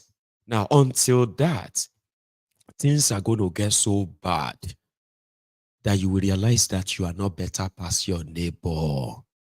Okay? Because the situation will get to the point whereby even your money will not be able to save you. Do you get what I mean? They will destroy things so much. They are already doing it. It's already affecting every one of you. People are already dying simply because they cannot have access to adequate medical care, even with your money. You don't need to beg people. All you need is medical care. You will pay, but there is no care. It is going to get worse. And they are going to keep acting up like this, pretending that something is happening when nothing is actually happening. I am going to take calls tonight. Okay. But before that, I want to show you something. In 2023, we had a prospect of helping to spread this, our message, by also adding the physical part of it, physical to it, okay? What I mean is that I am a preacher, I am a teacher. My message are being digested by people who believes that they carry so much, so much light, and they want them heard everywhere. So I am a member of a union called the Yoruba Union. Yes, the Yoruba Union, an organization that we've put together to bring together all the Yorubas that are interested indeed in the progress and liberation of the Yoruba race from this contraption. So we chose to help build that foundation, trust, as Nigeria is, tearing apart. As a lot of people are unsure, what exactly should we do? Myself and so many other Yorubas and friends of Yoruba, we pull our resources together to continue to spread the message of listen. What you are witnessing in Nigeria today is man-made, and it can be completely avoided if all of you begin to believe in yourselves. Believe in yourselves. Believe in ourselves enough that we can defend ourselves, defend our people, protect them, prosper them, and indeed be great people that we've always been when our kingdoms were still kingdoms that colonial thugs were so attracted to that they had to invade us, alter our development, alter our civilization, and then managed for so long to kill and destroy our identity. They haven't really succeeded. A lot of people want to fight. A lot of people want things done as soon as possible. Well, some of us in the Yoruba Union believe, wait, how about we begin to earn the trust of the people that should know in the first place that they are in a trapped contraption. Now, you can't really save people who don't think they are in bondage.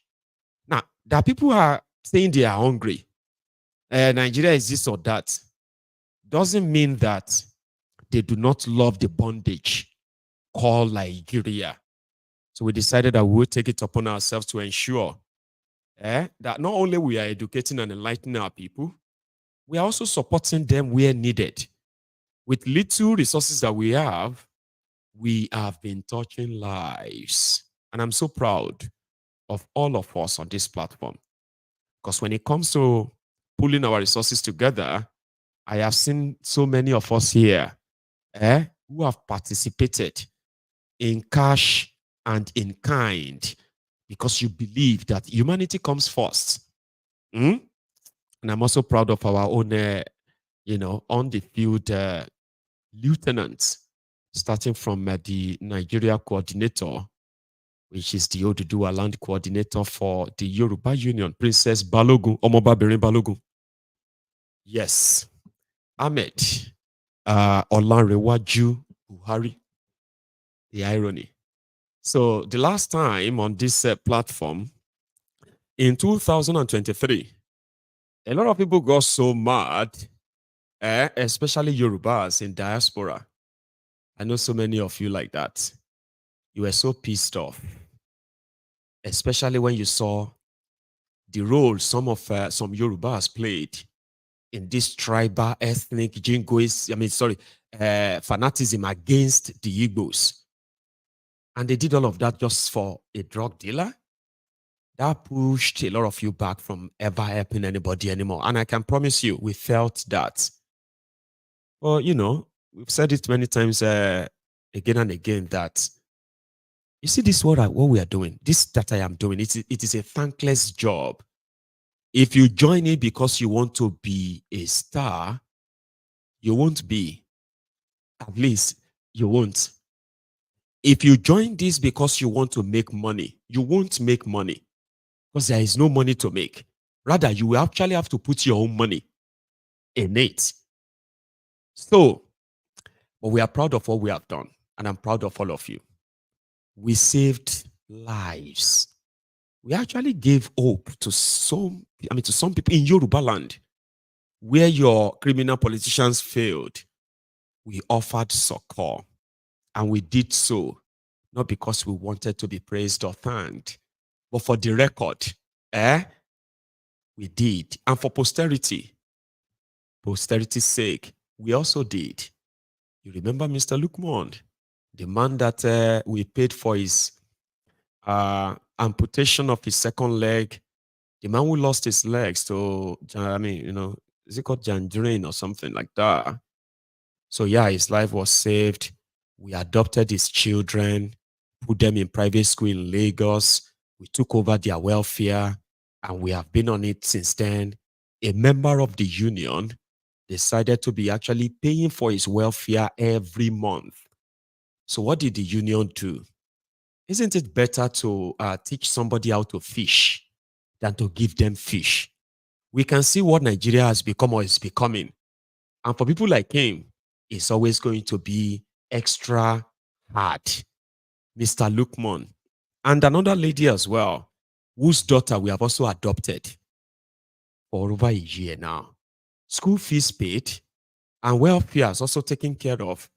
And the woman herself, right there in Ota, we've managed to also reach out and say, listen, take this and support your business. We are Yoruba Union, and everything we do came straight from our own private pockets and sweats. To every one of you who is a member of the Yoruba Union, this is your moment, and we are grateful. Please watch this.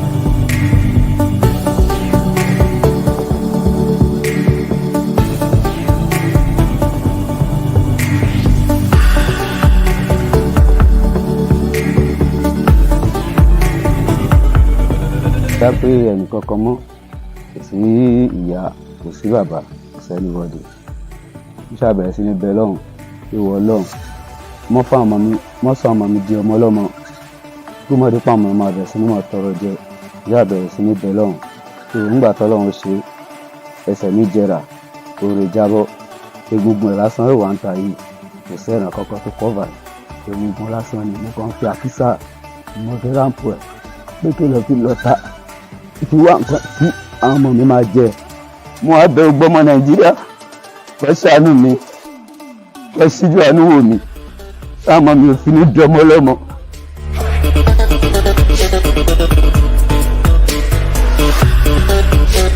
promise kan promise pé láti rí pé bí ìlú ṣe lé nǹkan ṣe ṣẹlẹ̀ ní Nàìjíríà ọgbọ́n epo àyànjíjà tí mú kálukú ìṣura jáde èyí ló mú wọn ní pé òkè fine kí làwọn lè rí láti fi ní help ní situation tẹ̀ wà lókè the best thing láti ṣe náà ní pẹ̀lú wọ́n ra machine fún ó dẹ̀ ní wọ́n ti rà yìí tí wọ́n ní ká deliver àwọn tuntun náà rà gẹ́gẹ́ bẹ́ẹ̀ náà ṣe. So one can deliver it free. This is the receipt of the machine and this is the key. So the more hand over, the more back. Mo dúpẹ́ lọ́wọ́ Yorùbá Union torí ìgbìyànjú tó ń ṣe lórí mi láti kéré báwọn mi ṣe wà ń sọ pàṣẹ wọn ni mo tún wá dúpẹ́ lórí oore tó ṣe fún mi náà gbogbo ọmọ kálukú gbogbo tó bá ń dé àwọn olùmọ̀ọ́rà ló gbà lágbára Ọlọ́run orí òjẹ́ ní tánú orí ẹnì kọ̀ọ̀kan wa náà mo wá dúpẹ́ mo tún dúpẹ́ gan lọ Yorùbá Union torí mi in fact mi tiẹ̀ mọ̀ bí mo ṣe lè torí nǹkan tó ń ṣe bọ̀ fún mi látẹ̀yìn alhamdulilayi dúpẹ́ lọ́wọ́ wọn. Àwọn tí wọ́n ṣètò kíní fún mi lágbára Ọlọ́run ọwọ́ wọn mọ̀ rògbò ẹni wájú ni wọ́n kàn ní dèrò ẹ̀yìn iṣẹ́ wọn ò dẹ̀ ní ìṣẹ́ mọ́ wọn lọ́wọ́ lágbára Ọlọ́run gbogbo ibi táwọn náà bá ń dé fún ọ̀rá àánú Ọlọ́run gbà ṣáàlà.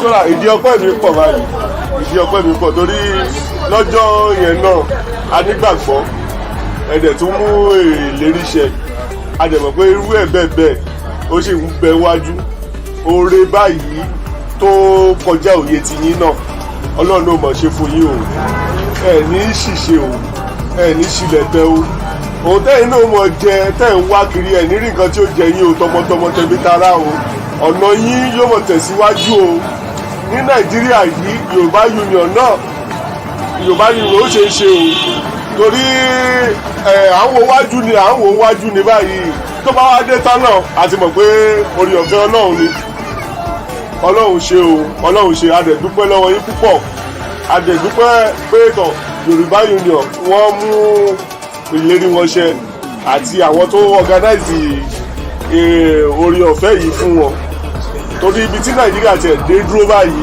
tán Ọlọ́run ni o adúpẹ́ o ẹ ṣé gan o a máa rí ọpẹ́ dùn sí o ẹ ṣeun gan.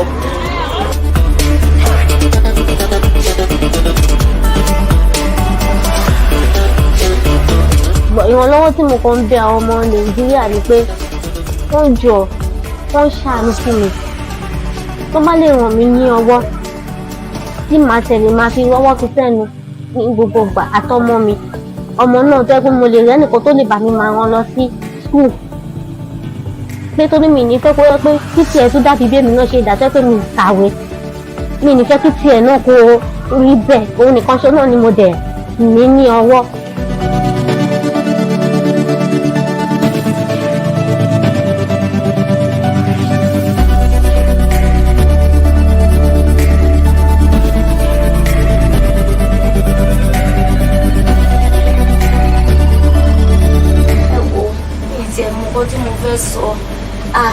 Mo dúpẹ́ lọ́wọ́ àwọn Yorùbá ni wọ́n ṣe gan-an ni mo dúpẹ́ lọ́wọ́ fún 200,000 owó tí wọ́n fún mi tó ní kí n fi bẹ̀rẹ̀ business mo dúpẹ́ lọ́wọ́ wọn gan-an ni wọ́n ṣe gan-an God bless you wọ́n ṣàdéhùn ó dẹ̀ mú ṣẹ Ọlọ́run àbámi ràn wọ́n nínú àdúrà wọn á gbà ọwọ́ wọn ò ní ọ̀dà ọlọ́run òkè ọlọ́run máa lọ gbogbo nǹkan tó bá dáwọ́lé a máa yọrí sí rere fún wọn wọn ní ràpàdà sábúrú ó dẹ.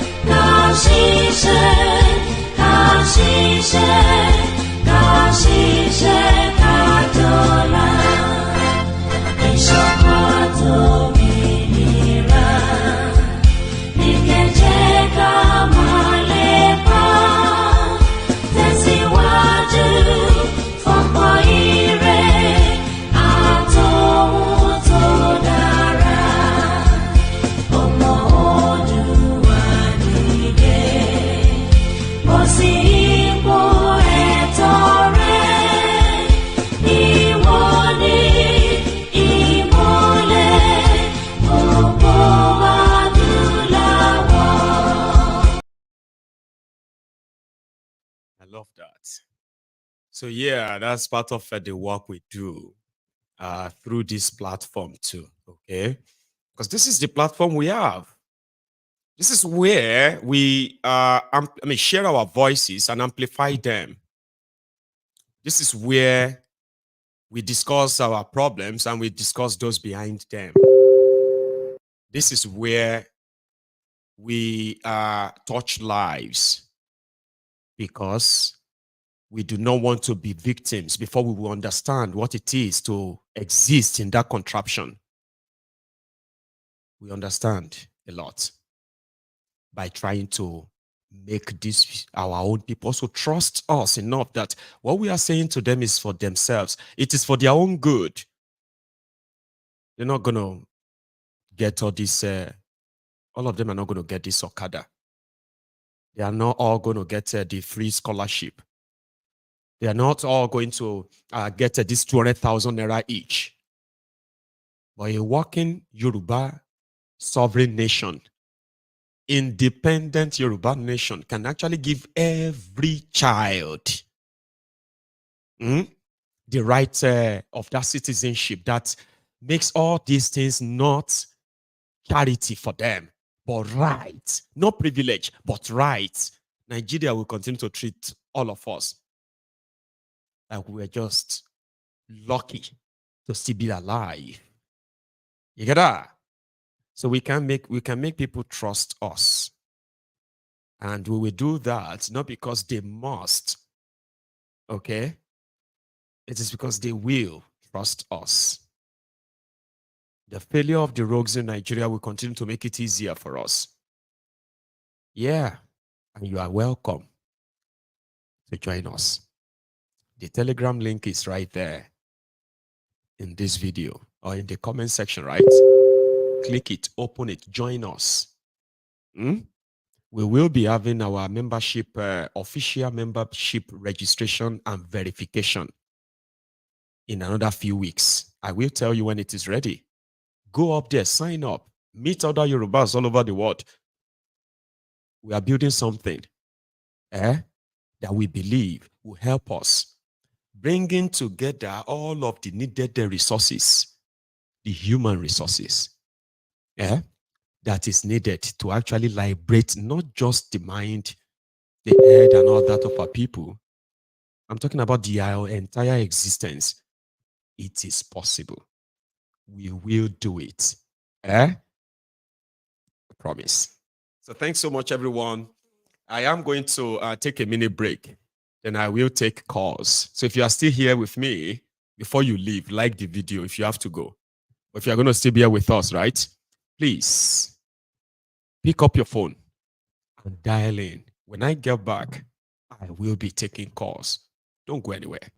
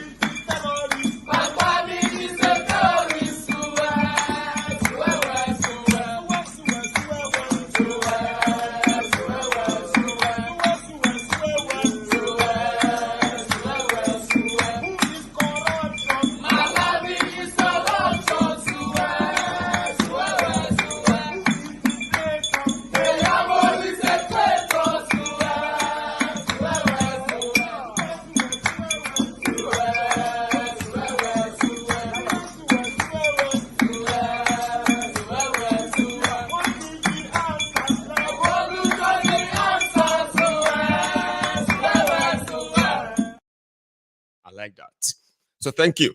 Excuse me. Thank you so much, everyone who is still here with me. But I do have a caller on the line.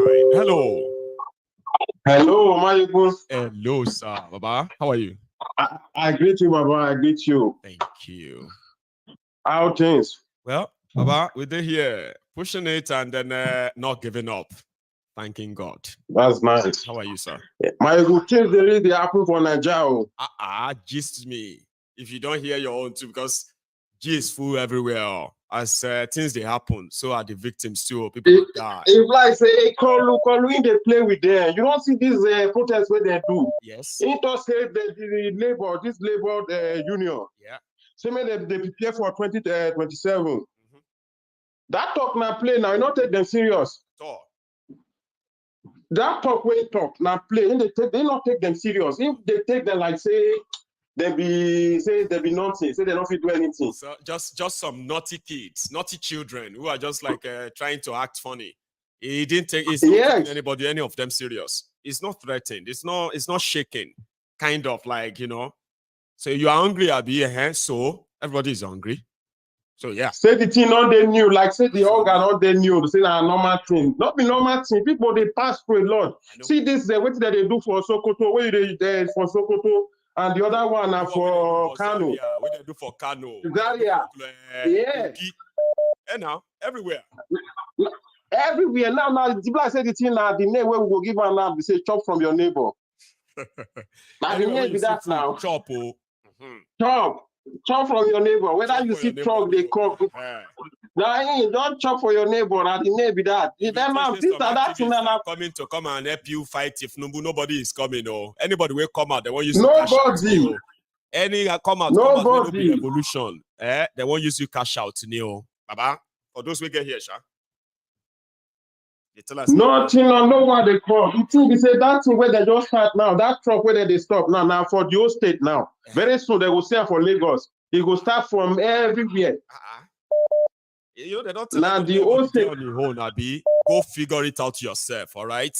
So what would then happen is that that video where would they watch for Kano, they watch for Zaria, all these places, it is coming to the store or warehouse near you. Warehouse, yes. Now the thing with that, now the name now just fit from your neighbor and this something. And this investor whether they look for everywhere. Even they tell them from there, say the Nigeria work, they want to collect bribe. Like we say, he believes everybody for Nigeria are thief. Your president is telling investors that listen, if anybody asks you for money, come and tell me, okay? Because I know they will ask come and tell me. All right, come and tell me. And he didn't say it to them like a side talk. He actually publicized it to those ones where they did the room. And so we take care of them.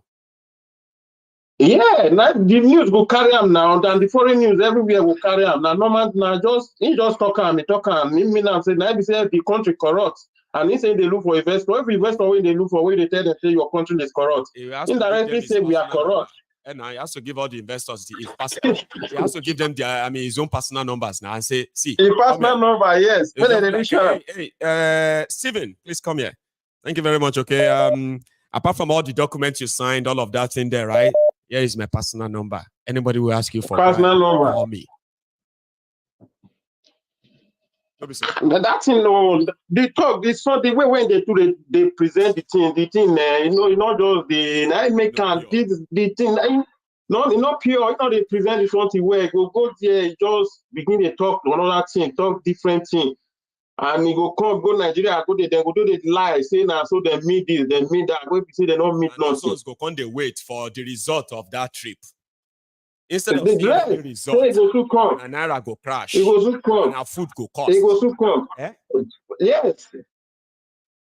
The investor is coming. They are coming from this. They are like these people. They carry Nigeria. When money not there, they say they carry the money for holiday. Then they go triple.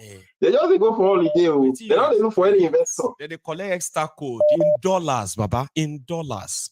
The same scarce dollar. Everybody know what that they do. See, brother, everyone knows what they are doing. So those who are still pretending, if they think pretending that they don't know what is going on or what they are doing, we now make the consequences of all of this to go away. Right. We shall see. Yeah. Anyway, thank you very much. You are my first caller tonight, so I'm going to take another one, a quick one. Baba, thank you so much. Bless you. Here is, I believe, another caller on the line. Did I get you? Yeah, this CA from Atlanta. My good general. I was like, I wasn't sure that, How are you today, CA? I'm okay. I'm okay. It's really good to hear from you again, Baba. Here we are. Oh, yeah, I just want to ask you. I want to ask you, how about the student loan? How far? I don't have you not? Because even I want to apply now, so I want to apply. So I want to know if it's ready, so I can apply. See, I get 3 people where they ask me for school fees. I they tell them, say, see, relax, hello for Kombale. I mean, relax. The moment I see the information about the student loan, now I go first get up. Now I don't avoid their text messages and calls because I no get answer. Did you hear something? It's terrible. What's going on in Nigeria? Did you hear something about the student loan at all, or you just want to ask? Oh no, I want to ask you now if you hear anything so that I can tell people we have to apply. While I did now, I don't hear anything. Oh, like say my friends will have to drop out of school now, go look for something else. Oh, there's no website yet. I thought you are supposed to help in setting up the website.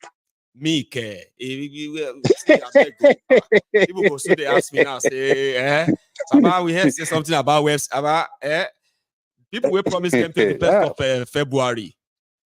They don't remember the name of the person we promised them 21st of February. As we they talk right now, ask any student in Nigeria. That person will promise. Nigeria, It's just a play with them, lives. The country don't go. And it's like they have keypad warriors in every group. In my old school association, secondary school, one guy there is just bringing even a bajak. I said, I don't even know this guy from school. I don't know how he infiltrated our group. I don't know how he became a member of that group. I'm telling you. You have somebody in your group that pretended to go to school with you, right? Now, now, you are questioning that, like, when did you even go to school with this one? You are not sure. I've seen the name. I checked the face. I keep posting things about anything pro Tinubu, anything pro APC. He will put it online. And of course, I will always contact him. I always contact him immediately. Hey, I'd be like, whoa. I get one friend. I get one friend. You know what thing they do? He go go on Facebook. As I am live now. Or let's say. Yeah, as I am live now, right? So this my pal will come there and they will come and type Tinubu for second term, Tinubu 2027, inshallah. Just to watch the reaction of the person talking. The reaction there. And the reaction of those who are watching. Here you get. So they will now be like, now Google kill you. You this person that type Tinubu 2027, you go die, you go share and all of that stuff, right? This is his own way of testing the water, coping and feeling. React. This is the situation, CA. Situation. That's why I said. Yeah, like you said. That's why I said something about it's like frustration. Go on. It's like somebody whose house is on fire. Instead of to look for ambulance or fire service to quench it, you are pursuing rat and other stuff. There's no miracle with this dollar increase. There's no shortcut to it. What you stated is more production. You have to move from consumption to production. That's all. That's what drives the naira. Not fighting the change, arresting them or Binance, arresting Binance official. That's just a temporary measure. It's still going to go up. Yes. Right now it's about 1,600 per dollar.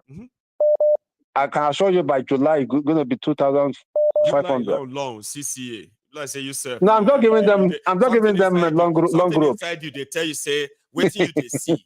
As bad as it is, we sham on top Niger. That's why they use July. By July, if you don't enter 3,000. By July. So what would I was telling my wife today about CA. About the skit I saw. I think it was a girl from Kenya. I was talking about best airports in Africa. Of course, he mentioned South Africa, they showed the airport. Yeah. He called Kenya, they showed the airport. He called Egypt, they showed the airport. He called one other country.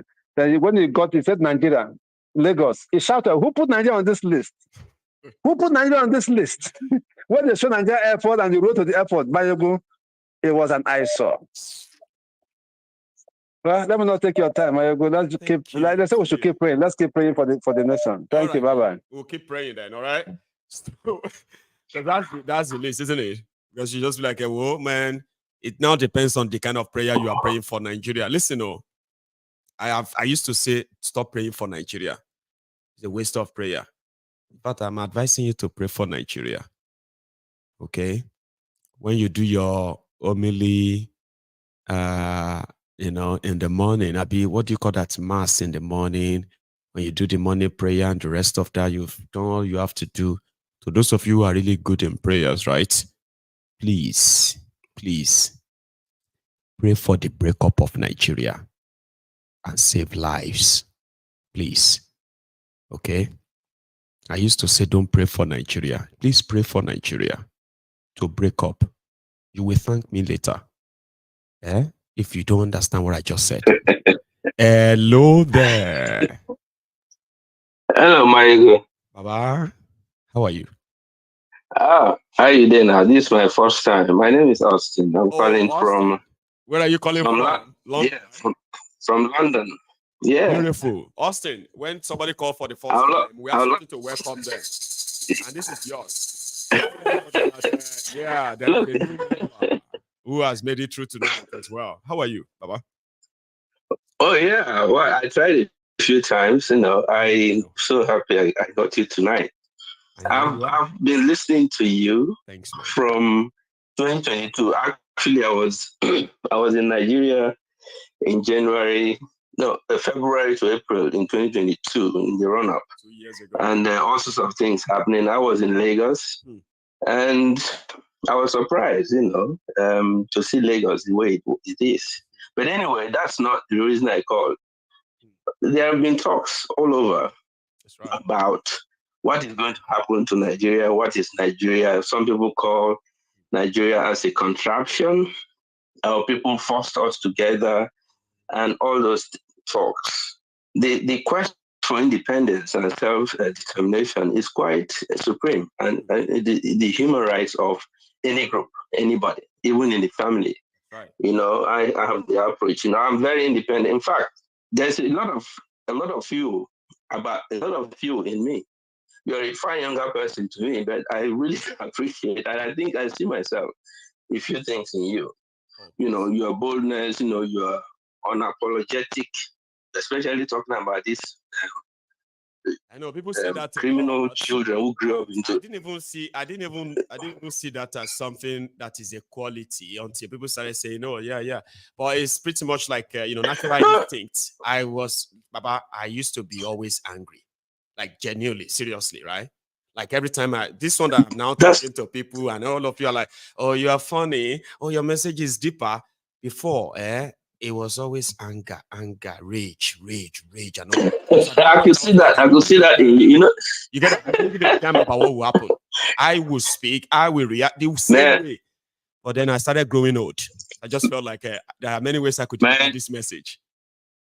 Baba? Can I tell you something? Tell me. Can I tell you something? Please. You are the younger brother I never had. Oh, thank you, Austin. Honestly, I see a lot in you that I know is my quality as well. People think, they call you. Do you? Oh yes. They call you names. Some people say you're arrogant, you're insultive, you're not disrespect. What is respect and what is disrespect? You see, this Nigerian thing about religion, we are killing ourselves with religion. Religion is nothing. Religion is an instrument of oppression. But anyway, that is not the point. The point is that Austin, please. Yes. Religion itself is an oppressive instrument that is crafted. If you look at the history, the Christian ethics and all that, look at the Bible and everything, nothing will ever come out of religion that will make a country good. You can see that we have churches and everything. Look at what England is. England started moving away from religion into the democracy, that the welfare system that they have, we enjoy today. That's right. But what is Nigeria doing? Nigeria is digging itself into the hole of poverty, deprivation, and penury. Young people don't have chances. The children, or the people who are following in all those young APC people, were the apprentices of the likes of, in fact, Wike and all. Wike is an apprentice of. I'm from River State. I'm a Calabari man. Bless you. You understand? Wike is an apprentice of the likes of what Dele and all those things. But that's another argument. But what interests me is when the Odudua, the Biafra, and all those things, the average Nigerian has typically the same characteristic. The mind of the average Nigerian is rotten, is corrupt. I know. The young people, look at Betty Edu, 37, 38. She's even not up to 40 years. What is she? What now tonight? 37. You are right. 37, 30. Exactly. Look, did you see her character? Did you see how she behaved? And I was watching her rise. This guy from APC, what's his name? Their spokesperson, talking about the youth corps that Tinubu appointed into his cabinet. That is against the law. Yes, that's against the law. It's against the Youth Service Act. It is. If you're serving, you're not an employee. Now, the question I have is: Tinubu is she taking youth corps allowance, or she's being paid the ministerial salary, or she's taking both? To them, it doesn't really matter. Thiefnubu can do whatever he likes. It doesn't matter. He can turn the law on his exactly. head. So, and then still have a country. Exactly. So now it doesn't work that way. Now you're seeing there's a fine line cutting across the generality of Nigeria, whether you're a Christian, Muslim, you're traditional religionist and all that. It doesn't matter. We all have this, and that's what they call when they talk about generational curse. That's what it is. Generational curse is just about culture. It is not a spiritual thing. It's the culture you grew up in that curses you or blesses you. You understand? But if Biafra wants to go, I can bet you, I want them to go. I want that independence, that regional autonomy and all that. But yes, but for me, they might not succeed very well. Maybe what is happening or what has happened to them, especially in Lagos, might turn their mindset up. Traditionally, the Igbos are not autonomous. They all have independent units. They're not that set up. Exactly. Whether Biafra will succeed or not, I don't know. But I know that there will be problems. Even within River State, for example. There are problems. Look at what Wike did. Look at what Amechi did and Dele and all those. River State is the second richest that is now state. Like becoming a systemic division that to say, you know what I mean? The rivers are going to remain divided until a faction comes to power. Very divided. Very divided. All that. I get that. Exactly. So River State is the second richest state in terms of revenue. 62% of regional people are poor. Look at Bayelsa, it's the second poorest state and the petrol state. There's no road linking Port Harcourt and Bayelsa clearly. Even below poverty. Over exactly. 90% of Bayelsa. Exactly. And they are compared, but they are even compared to people of Zamfara. You know that. Exactly. And to further the indictment on Bayelsa, Jonathan came from there. What did he give them? He took University of Itoke. There is no plantation, there is no factory. Okilo wanted to set up a gas turbine to electrify the place. They all killed it. Didn't you see it? What is the meaning of university when there is no work? What's the meaning of university? University is a response to availability of jobs and all that. When people graduate, they get jobs. How can you be building university all over the place? Churches are building, federal universities are dying, private universities. This week, from River State, who just died, he wants to build a university in his name. I find that very offensive. Let me not use that word offensive. I find that very, very disingenuous, actually. Pretty much like you see? So, kind of. Yeah. Exactly. Look at River State. There's no jobs. People are struggling. A system that needs real investment standard to be maintained, but it has become Tom, Dick, and Harry of a thing. Exactly. Look at Wike. People are saying it's a perform. Wike is saying Mr. Project. That guy is so stupid. I know. Building roads. I came from I schooled in Port Harcourt. I know Port Harcourt. I went to primary school. I worked from that's Dio. I trekked to the town, Port Harcourt Township. It's not very far. So what is Port Harcourt that Wike has been building for 80 years, building bridges all over the place? Where are the bridges? Where there's no job, reason farming closed, water, land boat yard is not open, nothing is working. There are no roads linking the local government. We are a riverine area. Development for these guys is something that is impossible for them. They love building the mountain blocks and all of that stuff, taking pictures with half completed and overinflated road construction and all that, while the people are left with nothing. Nothing. So Michael, I'm really happy to engage with you. And I like the work, your approach. I like your approach. Those old people who have no sense, people like Wole Soyinka, they don't respect them. They don't need it. Wole Soyinka don't. I used to respect him. Austin, I believe that I used to respect him. You know that respect is respect. What they say, it simply means that if you are older than me, you should have some little respect for me as a younger person, because I have to respect you as well. And it is this approach, right, that actually makes us, I believe, exposed human being, right, and not animals. So when people don't want, when people do something wrong, and they are not in the habit of taking responsibility and say, I'm older than you, can you talk to your father like that? Excuse me, you just did something wrong. Take responsibility. Don't talk about my father or my mother. Now, the moment you go that way, do not ask for respect again. I don't care how old you are. Exactly. Something wrong. Even be responsible for it. Don't tell me because I'm younger and say, can you say that to your father? Are you mad, NEMA? Are you mad, Nisa? Thank you. That is the aspect I enjoy. You know what I mean now? That is the part. That is the part I enjoy. You see, leadership for me, and please, if I'm wrong, tell me. How can you follow? How can somebody call themselves a leader when you have no vision? Vision means you know where you're going and you're leading people there. These people have no vision. Why should I follow you? When you're sitting down, you want me to sit down. I want to move, my friend. You know what? But anyway, Nigerians need to change their mind. We need a change of mind. That is what you're preaching. That is what the message I get from you. And everyone that comes in should look at us as the same, because the federal system we have today would have worked very well for us if the state governors are not corrupt, if the local government systems are working. And what they need to do is to remove power from the federal setup.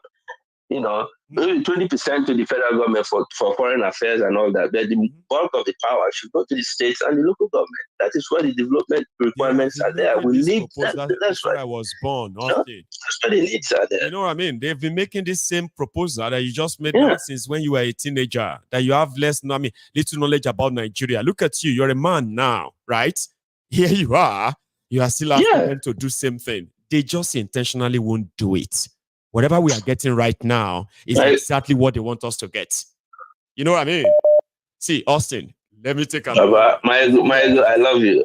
I love you. Thank you. Thank you for giving me the time. God bless you. Thank you. For taking out time to be part of this too. You know, I appreciate it. Every minute of it. I always listen. I always listen to you. God bless you, sir. Thank you. Okay, you have a good one. God bless. Thank you. That is it. It is true that even as much as we all have ideas, we have beautiful ideas of what we think could save Nigeria. There's something we must always remind ourselves of. Yes, Nigeria is not working. It's hard, it's corrupt, it's this or that. I don't want to be part of it anymore. We want Biafra, we want this.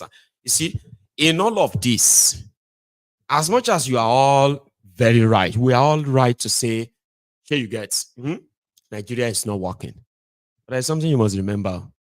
Nigeria is working for the people that are making Nigeria not working for you.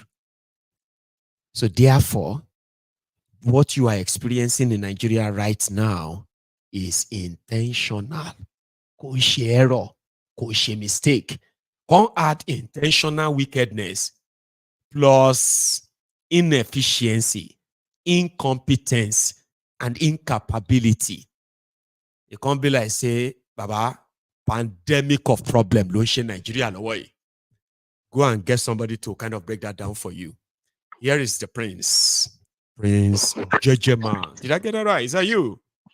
Yes, Baba. It is you. Prince Shittyman, representing IPOB for life. Yes, so how are you, Baba?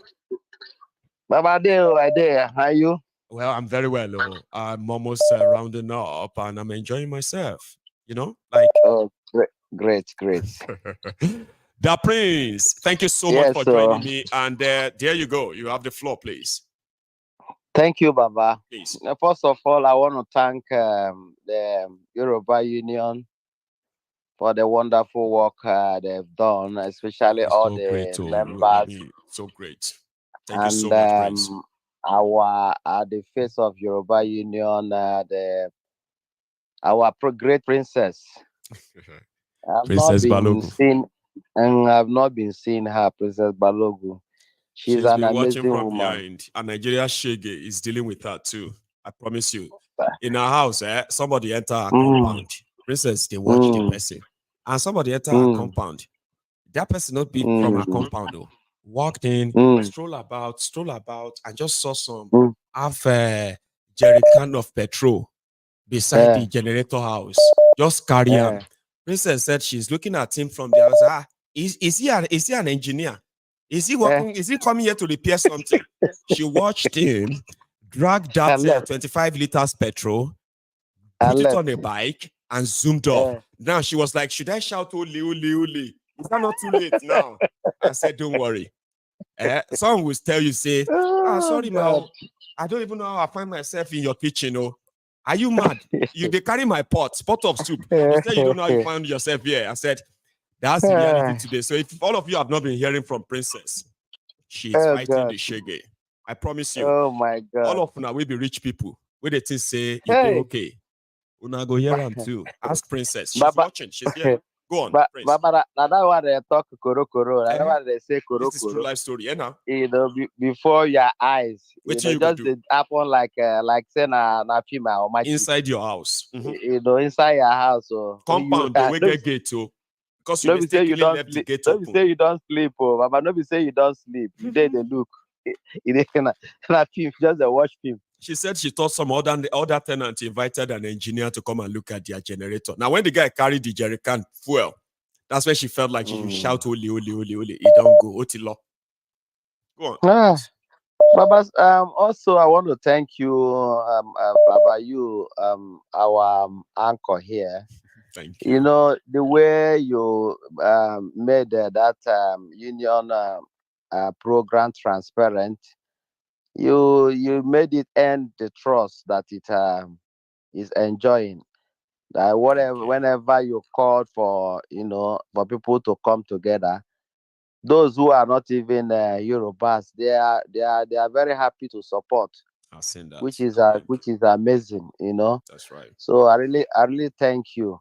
Thanks. Then to our program today, you see, I've been hearing people talk. They said they are saying some will be having doubt if we have anything else, but not Nigeria, whether how it's gonna work. Nigeria to start with is not a nation. Even to call it a country is management. To call it a zoo self is an insult to animals. You understand? Those in Abuja are terrorist politicians. That is the best way to describe them. Yes, sir. Because everything they are doing is costing lives. It's taking lives every day. About 300 people were killed in Plateau. Did they move? The senators, House of Rep, even the Jaga bandits, the irreparable damages, they were celebrating in Lagos. Is that not out of the way terrorists behave? They are cold-blooded to anything human being. They don't care.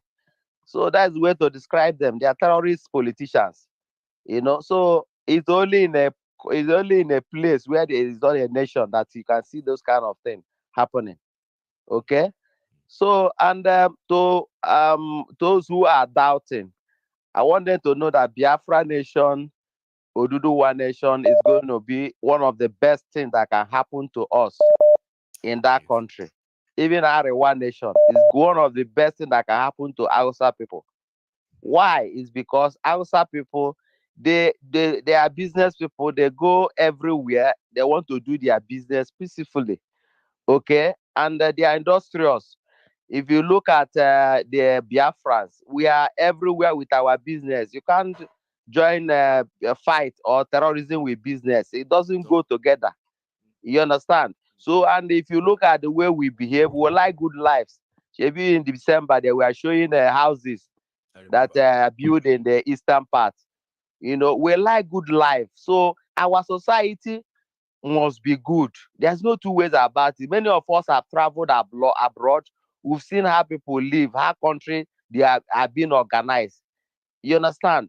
But when you come back to Nigeria, immediately you enter the airport, you are another human being entirely. You get what I mean? That is what Nigeria is doing to the mentality of our people.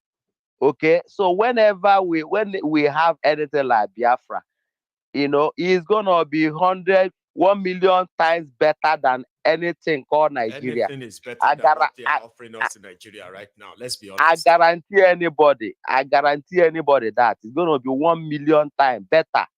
Even though Duduwa Nation, is going to be 10 million times better. Because nobody is saying, Nigeria. See, everybody who is listening to us, you understand something, okay? Yeah. In all of this, nobody is saying it is going to be easy. What we are saying is that it is going to be worth it than for us to die as unknown citizen in a contraption like this that doesn't value our lives. So if you have to die for the independence of your own region, if you have to bleed to make it work, we are not saying it's going to be easy. We are saying it is going to be worth it. Prince. Sure. You know, Mayegu, that's one unique thing Nnamdi Kanu did, you know, to a Biafran people. Nnamdi Kanu worked on our psyche. You know, he made all of us, he taught every one of us what a society should look like. Most of us that are now have been living with the mental slavery of Nigeria, the military life of Nigeria. He taught many of us. He changed our way of thinking. Do you understand? That's why we are revolutionaries in this Biafra movement that want for the restoration of Biafra. And surely they are holding in now the Kanu. The IPOB have gotten a solid movement that whether Nnamdi Kanu is there or not, we are going to Biafra. It's not going to change anything. You understand? But all that we are fighting is that our leader is our leader and he must be freed, as the court has declared it. Days, so now we have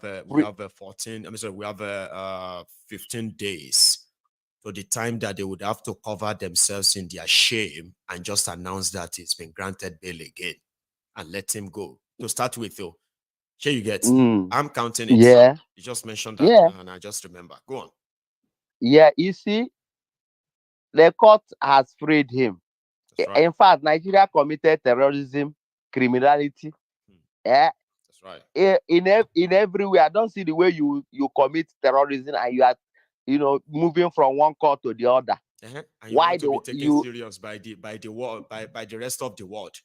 Where they know that your court can delay any case. They won't get judgment from your court. So they are not going to come to a country and put their investment in a country that can suddenly wake up tomorrow and go after them, and they won't be able to go to any court in Nigeria and get justice. Exactly. So who is going to bring their money to such place? Will you? Will you take your money to such place, Prince? Nobody. How is it? It's only the money you made genuinely, or not blood money or drug money. Would you take it to that place? Even a criminal will even take their money to there because criminals will be careful, right? Now they immediately their money is in. They will just go out. It doesn't go out anymore. Yeah. So that is it. So there is a shame. It's a dance of shame that they are dancing. You know, the way it is a dance of shame. They better live Nnamdi Kanu. The more they are holding Nnamdi Kanu, the more they are destroying the image of Nigeria. The more they are destroying the economy of Nigeria. Is the Nigerian people don't know the implication of this. Especially the spiritual part of it that you strongly believe in, that you see they have brought problems upon themselves, but they are not telling themselves. The more they keep him, the more this calamity will continue, right? Exactly, my good general. Nnamdi Kanu is in fact, if anybody in Nigeria knows something better to do, is to advise Nigeria government, because everything Nnamdi Kanu said, all have come to pass. Is that not spiritual? That is right. Things he says in advance. You know, everything he told them that their PVC is useless, their court is useless, their judges is useless, and all have played out. Has been plotted that he will succeed Bokohari. He said that years ago. He said it's years ago, even before it happened. Yes. So is it this kind of person you think you can just lock up just like that, and you think you have succeeded? It's to me, it's madness and dance of shame. Thank you, my good general. Let's see how they will cover that up and probably save their house in the next few days, or it will just be that fly that failed to yield the warning and follow the call to the grave. Exactly. Thank you so much. You stay safe, Prince, okay? And take it easy. God bless you, Baba. God bless you. All right, take it easy. So that's Prince Shittyman, ladies and gentlemen. We've had a wonderful 160 minutes so far. I do have an extra 20 minutes that we can use or use tomorrow. How about that? I know. So we are going to have our brunch time tomorrow as usual, all right? And there is going to be the phone in where everyone can actually say what they've always wanted to say, all right? So you can join me if you are in the US. It usually starts from 6 a.m. to 7 a.m. I know some of you probably just be coming back from work or you are getting ready to go to one. Anyway, it doesn't matter. You can always catch up too if you can't get be part of it. But yes, so those who are not too early in their own place, right? Of course, you can meet me around that time. So let me make it a quick, let me make it a shorter break now, okay?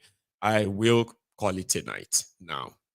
But tomorrow, we'll have a long day, starting with our brunch time. Breakfast and lunch time with Mayegun is a gist time where, you know, and One True Emperor is already becoming my co-presenter now on that new segment. So thank you so much for spending your evening with me again. Everyone, if you joined us midway, you can indeed watch this from the start. Just move the cursor backward and then you can watch it again. But if you have been with us all night, and yes, we will be calling it a night. Like the broadcast if you haven't already. Share it. Subscribe to my channel. So that next time when when Mayegun is live, you will be one of those to receive the early notification. So thank you to all my callers, commenters, and the rest of you. I will see you again. You have a wonderful evening. Good night.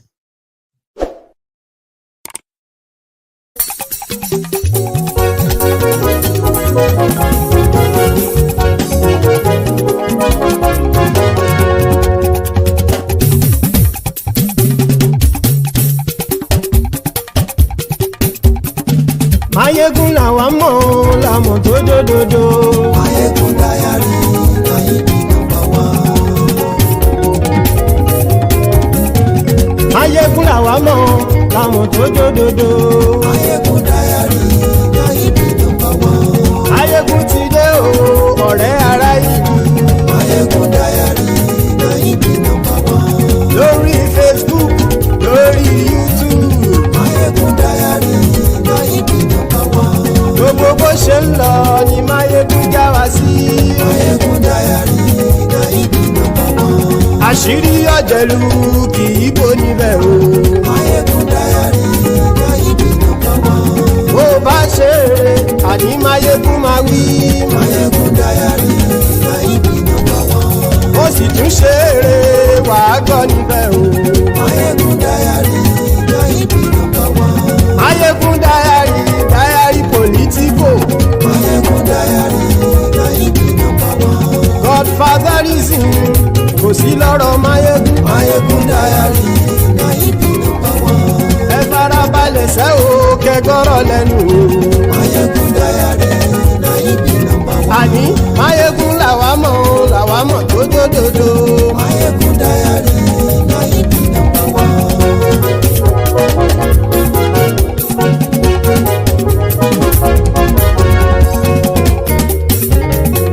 Àní ẹ̀sùn ràkì. Mayegun ti dé. Mayegun ti dé.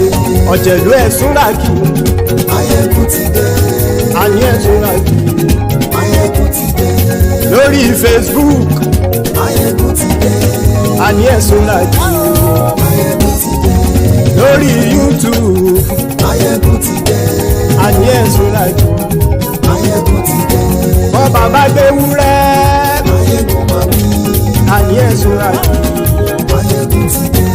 jíjó ìgbádìyẹ àní ẹ̀sùn làjú bí pẹ̀sìdó bá rúfin o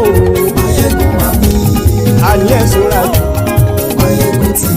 bí gómìnà kówó jẹ àní ẹ̀sùn làjú ọlọ́pàá tí ń darí bá àní ẹ̀sùn làjú aṣòfin tí ń rúfin o àní ẹ̀sùn làjú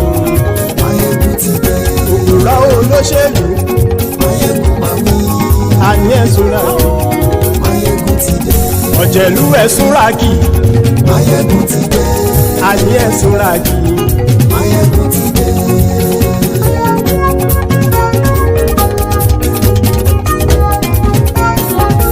Máyégún ti dé gbogbo ọ̀jẹ̀lú ẹ̀sùn ràgì.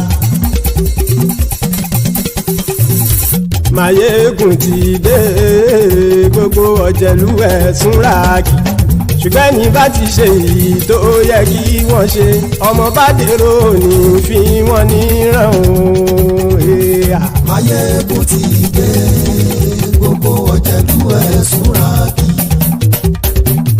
Máyégún ti dé gbogbo ọ̀jẹ̀lú ẹ̀sùn ràgì. Ṣùgbọ́n ní bá ti ṣe èyí tó yẹ kí wọ́n ṣe ọmọ bá dèrò ní fi wọ́n níran. Wọ́n fowó bẹ́ẹ̀ o Máyégún ó sọ pé wọ́n ò bẹ́ẹ̀ wọ́n fowó bẹ́ẹ̀ Máyégún ó sọ pé wọ́n ò bẹ́ẹ̀ oníkan ṣáàtì ṣe èyí tó yẹ kí wọ́n ṣe fáwọn ará ìlú tó gbé wọn débẹ̀ o àyè. Máyégún ti dé gbogbo ọ̀jẹ̀lú ẹ̀sùn ràgì. Máyégún ti dé gbogbo ọ̀jẹ̀lú ẹ̀sùn ràgì. Ṣùgbọ́n ní bá ti ṣe yìí tó yẹ kí wọ́n ṣe ọmọ bá dẹ́rọ̀ ò ní fi wọ́n níran. Kì máa yí ṣeré ọ̀rọ̀ yìí kì í ṣẹ̀fẹ̀. Kì máa yí ṣeré ọ̀rọ̀ yìí kì í ṣẹ̀fẹ̀. Ẹni bá ti lè lẹ́bọ̀ lẹ́rù o ọmọ bá dèrò kàṣà ìtú wọn síta. Máyégún ti dé gbogbo ọ̀jẹ̀lú ẹ̀sùn ràgì. Máyégún ti dé gbogbo ọ̀jẹ̀lú ẹ̀sùn ràgì. Ṣùgbọ́n ní bá ti ṣe yìí tó yẹ kí wọ́n ṣe ọmọ bá dẹ́rọ̀ ò ní fi wọ́n níran. Tẹnitẹni ọmọ Máyégún ọ̀rẹ́ ara ìlú mọ̀mọ́ ni mo fọlọ́run ṣọ́ ẹ̀ bá kìlẹ́bù. Lóòótọ́ olódodo ìlú ọ̀tá ìlú mọ̀mọ́ ni ìwọ ṣá máa ń ṣọ́ra kò sì mọ́ bẹ̀rù. Bọ́tà ń lérí bóníṣègùn lé káwọn mọ̀mọ́ fi ṣera wọn ni ó ti dẹrùn tí wọn ò gbọ́dọ̀ sì mọ́ bẹ̀. Èèpo ọ̀gọ̀lọ́mọ bá dérò tàjẹ́ ò gbọ́dọ̀ jẹ́ ó ti dọba lórí àbínú ẹni kò sì mọ́ bùyà. Àìsíwọ̀lú ní ẹnìkẹ́ ìgbódì ẹyin lábàrá o ó kó ẹni tó bá dán o àkàmù. Máyégún ti dé gbogbo ọ̀jẹ̀lú ẹ̀sùn ràgì. Máyégún ti dé gbogbo ọ̀jẹ̀lú ẹ̀sùn ràgì o. Ẹni bá ti ṣe yìí tó yẹ kí wọ́n ṣe ọmọ bá dèrò òní fi wọ́n níran o. Máyégún ti dé gbogbo ọ̀jẹ̀lú ẹ̀sùn ràgì. Máyégún ti dé gbogbo ọ̀jẹ̀lú ẹ̀sùn ràgì. Ṣùgbọ́n ní bá ti ṣe yìí tó yẹ kí wọ́n ṣe ọmọ bá dẹ́rọ̀ ò ní fi wọ́n níran.